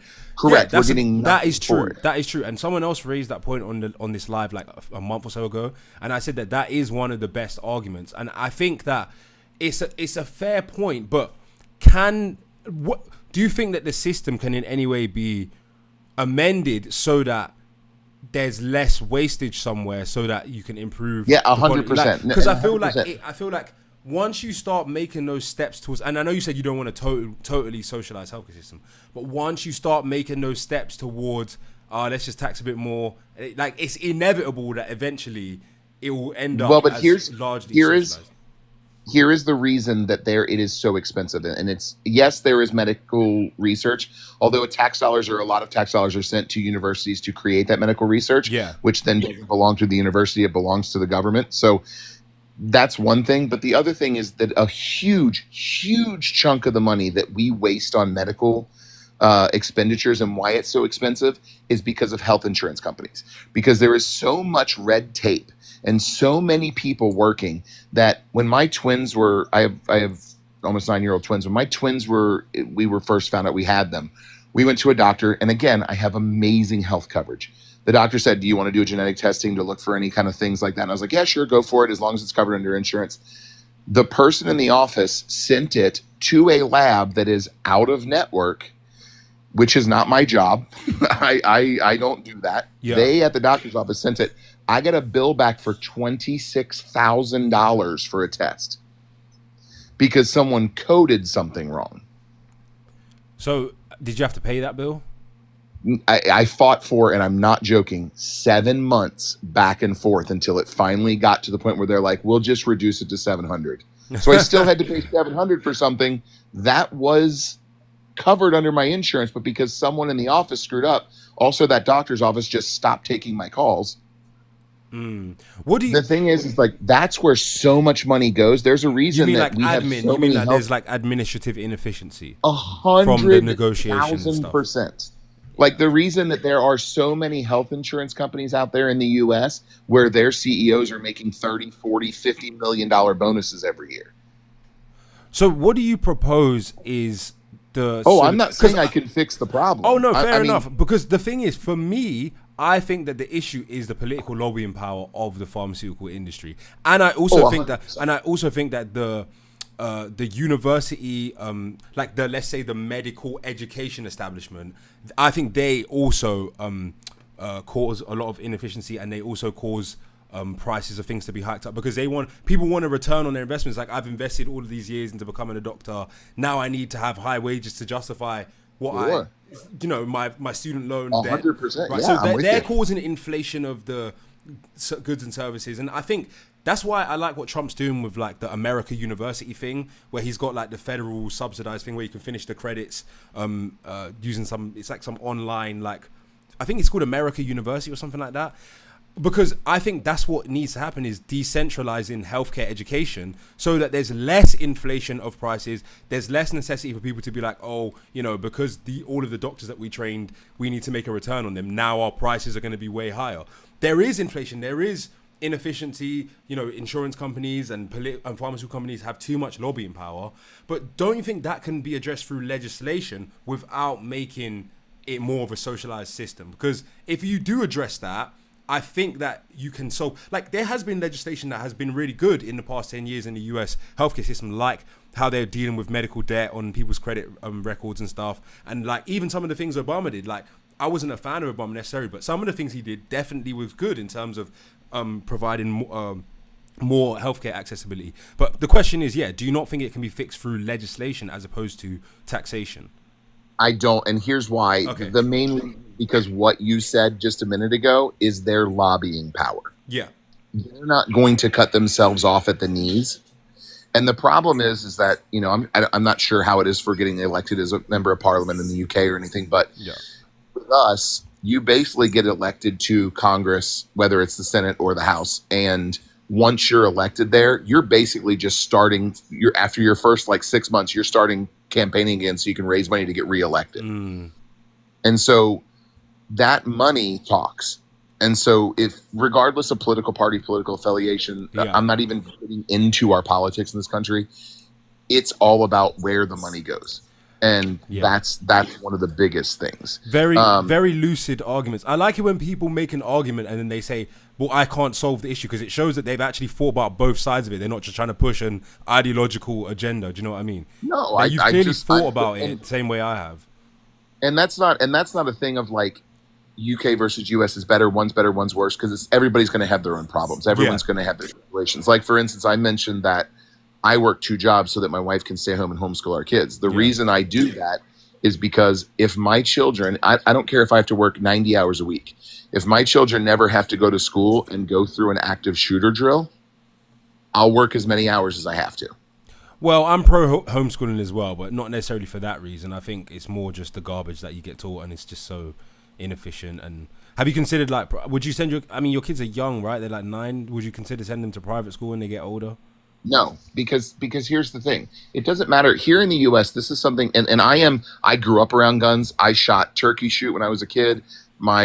We went hunting. Like, I know my way in and out of pretty much any firearm you want to go for. It's not that I am against guns. It is, I am just, we have gotten so out of control with the lack of accountability with firearms in this country. We don't have people teaching people how to use them. We don't teach people how to keep them safely. We don't teach people the dangers that come into it with them. And so what happens is, because, and again, we're going to go back into lobbyists, because the NRA is such a, for some reason, powerful lobby, and you have people who are just backing the gun manufacturers who just want to make money. It's not about rights anymore. It's not about having the right to bear arms. It is about the likelihood of your child actually being a victim of a shooting at school is pretty much like they're more likely to be a victim of a fire. Well, sure, but that's a false equivalency too, because fires happen all the time. It is. But it's not necessarily an equivalency. It's more an analogy to show you that it doesn't make sense to be worried about something that's highly unlikely to happen. And I would disagree, because I live 30. Oh, you got muted, bro. Messed up. I live 30 minutes from where the Pulse shooting happened. I live an hour and 20 minutes from the high school shooting that happened down in Florida, down in South Florida. It happens a lot here. I think it was last year, we went almost daily with a mass shooting. Statistically speaking, it's extremely unlikely to happen. Well, like, I get that when it happens, it's a traumatizing I'm not event. going to get in a car wreck either, but I still wear my seatbelt. No, I know, but I get that it's a traumatizing event when it does happen, enough to leave a lasting impact on someone psychologically. But I'm saying, more power to you if you want to homeschool. All I'm saying is that wouldn't be my reason to not homeschool. My reason to not homeschool would be I don't want random strangers teaching my kids garbage. But if your issue is with guns, then I feel like would you say that you're like a Democrat? No, socially I am a Democrat. Okay. Fiscally I am a moderate. Okay, yeah, I'd say so, because I find that the issues that you raise tend to be issues that Democrats like. Why do you think that there's such a divide where people that are like more on the Republican side, let's just say more socially conservative, let's say, why do you think they don't see these things as much of an issue? Do you think that they're not concerned about their kids getting shot? They must be. So why do they see it a different way? So here's the thing. It's not, and I can't speak to someone else's mind, but I grew up in Kentucky, which is the other UK, which is a very, very conservative, very, it's one of the poorer states in the country. I heard Kentucky's got a little bit of a blue streak, though. Like, I spoke to a couple people. I think I spoke to two other people from Kentucky that were Democrats. Well, they generally have like right now they have a Democratic governor. Yeah, there's something about that place where like it's not as red as people think. But anyway, go on. No, I'm telling you from personal experience, and all my family lives there. It very much is. Your areas that aren't, and this is going to be pretty enigmatic of anywhere in the U.S. Major cities, any metropolitan area is going to lean more blue. Yeah. Like for instance, in Florida, I'm in Florida now. Orlando, Tampa, not so much Jacksonville, Miami, Fort Lauderdale. You got muted again. Sorry, Mike. Somebody keeps calling me. It's robocalls. Oh, okay. Places, your cities are going to be a lot more liberal in the sense of, and I think part of that is, and this is coming from someone who grew up where my high school was right next to a cow pasture and a cornfield. Yeah. Like you're going to have people who are experiencing different cultures, different backgrounds, because the U.S. is a melting pot. I found it very funny that, and this is not a shot at anyone, the person you were speaking to before was like, oh, I hear that it's getting less and less native British people who live in the UK. And I was like, yeah, it'd be a shame if the U.S. became less Native American. Oh, wait, we already did that when we got rid of all the Native Americans. But dude, you still, this is what I'm saying. Like you are ideologically, like all of the talking points that you've brought up are the typical kind of left-wing talking points about. I'm not left-wing. Yeah, but why do you guys always say the same stuff though? Well, what I'm just countering the fact of saying like it was just ironic. You don't see the irony in that statement? The irony in what statement? In saying that, oh, I hear that it's becoming less and less. Yeah. No. Okay. I hear what you're saying. I was just making the point that, yeah, what you're saying is true, but it's also like every time I speak to you guys, it's like the same. You talk about the Native Americans, and you talk about guns being bad. No, I was just making you talk about healthcare being bad. Observation. Well, no, it's not. I'm giving you facts. You're more of a shrewd and adept Democrat. You're one of the more like, you have a way with words. It's more like insidious, I'd say. Like you're better at getting the like blue message across, but it's still fundamentally a similar message. Well, no, I'm not saying that it's not a similar message. What I'm saying is that I'm not trying to be insidious with what it is. I get you. If I'm offering facts about how our medical system works and the failings of it, that doesn't mean that I'm saying that you should think the way I think. I'm just saying of course not. That's what it is. That's why I think it's interesting talking to you, because for me, I'm someone that deals with things based on statistics, first principles. All of the stuff you said, while it is very well articulated and makes sense, I look at things from what is the percentage likelihood of this actually happening to me or the average person. So when you're talking about the shootings, when you're talking about, how the healthcare works, well, it may be selfish, but the kind of things you were describing, that wouldn't affect me, and the average person wouldn't actually be paying as much as you're paying in healthcare. So for the average person in the UK earning 100k, it would make way more sense to be in your position. Do you get what I'm saying? So I get that there's nuances to your story and stuff like that, but for me, it's still like, it still sounds kind of like blue just talking points, because I'm like, ultimately, if something is not likely to happen and isn't relevant, like in a sense, then I feel like it's more of a moot point. Like when you're talking about school shootings and you're saying, oh, for you were nearby these shootings, it's more anecdotal. It's not actually. It's not when I lost three of my coworkers died in Pulse. This is what I'm saying though. Like I lost my daughter, right? But most people aren't going to lose their daughter. Do you get what I'm saying? Sure. So I still, even though I understand all of the issues surrounding me losing my daughter, I still try to be balanced and be like, just because I lost my daughter doesn't mean that it's likely for someone to lose their daughter. Do you get it? But if you look at the number of shootings that happened in the U.S., because you were talking about how, like, yes, it's possible that there could be, and you said there was a guy who got found out and stopped before he did a mass shooting in Luton. Yeah. So yes. So you can look at those anecdotal things and say, hey, this guy got stopped, but it's still possible. We live in a world in the U.S. where it happens literally almost daily. Yeah. It depends on whether we're having a discussion about possibility or probability. So when I'm saying it's possible for there to be a mass shooting, of course it's possible. That doesn't mean it's probable. It's it's highly unlikely that there's going to be a mass shooting in the UK. If someone was saying, I wouldn't move to the UK because someone just got stopped in Luton and almost did a mass shooting, I would say, dude, that's ridiculous, because it's highly unlikely that there's actually going to be a mass shooting.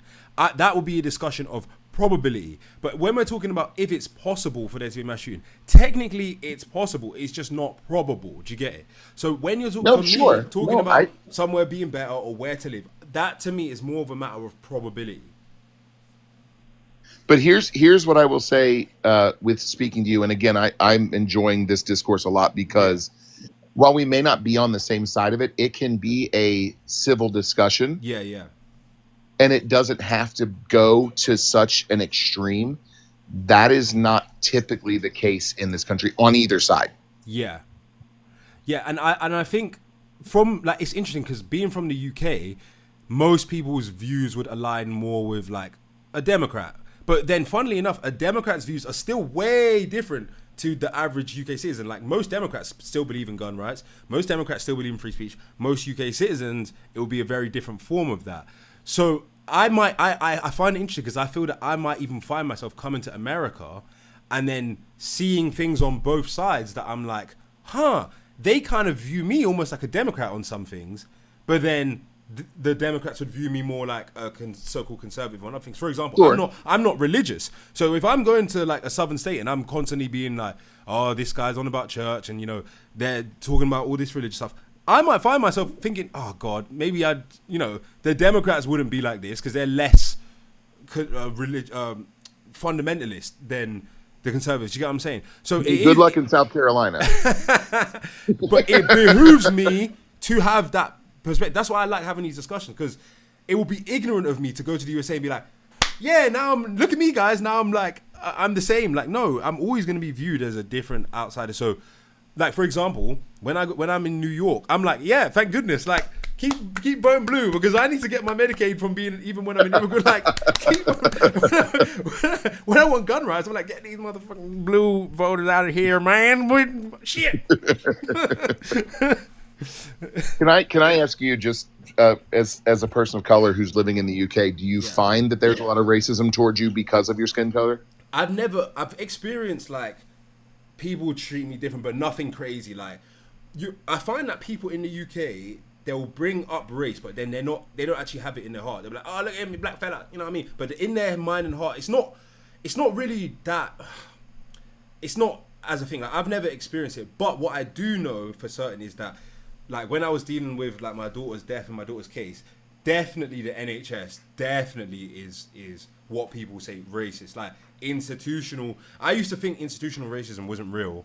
It definitely is. Like, the NHS, some institutions in the UK have that bias, but I think it's more about their perception of your class. It's more of a UK is more classist than racist, I'll say. Sure. I'll say the UK is more classist than the USA is racist. Do you get what I'm saying? So it's more of a class thing.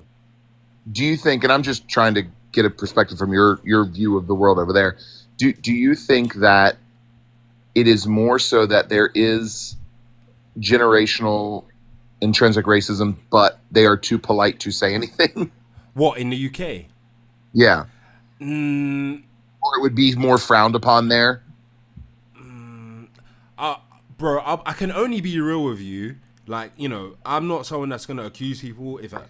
I've grown up in black areas, white areas. Like, I've been shown 9 times out of 10 nothing but love from, like, white people in the UK. And I'm not that palatable of a guy. Like, I'm outspoken, I'm loud, like, a big black guy with tattoos. Like, I've never really felt like I don't fit in that. Now, I'm definitely different in the sense of, like, you know, I've lived in areas where it's majority white. I've gone to schools with majority white. I've gone to schools where it's, like, way more black people and stuff. But I've never really felt that thing of like, we don't want you guys here. But then again, I'm from London, do you get it? So like, I'm born and raised in London. Now, in Nottingham, I lived in a place called West Bridgeford, which is like a wealthy area.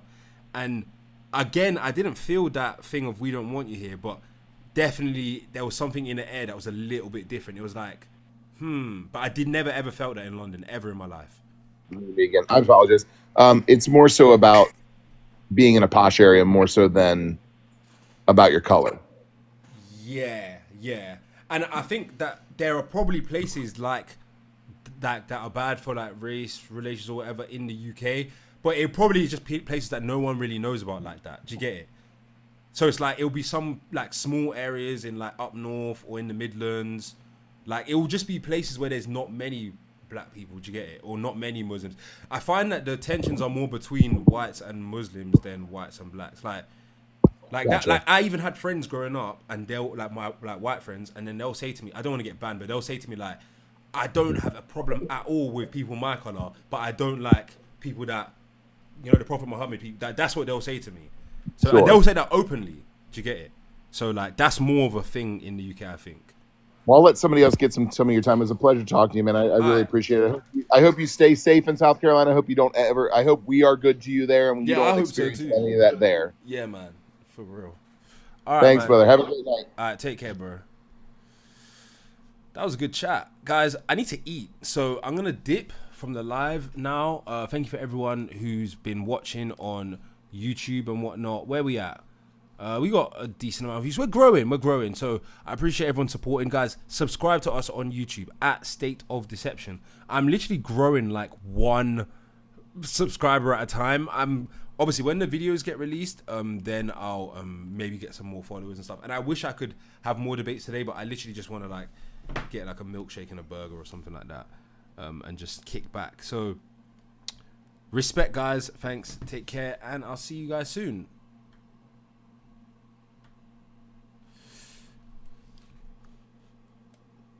He's worried about your blackness.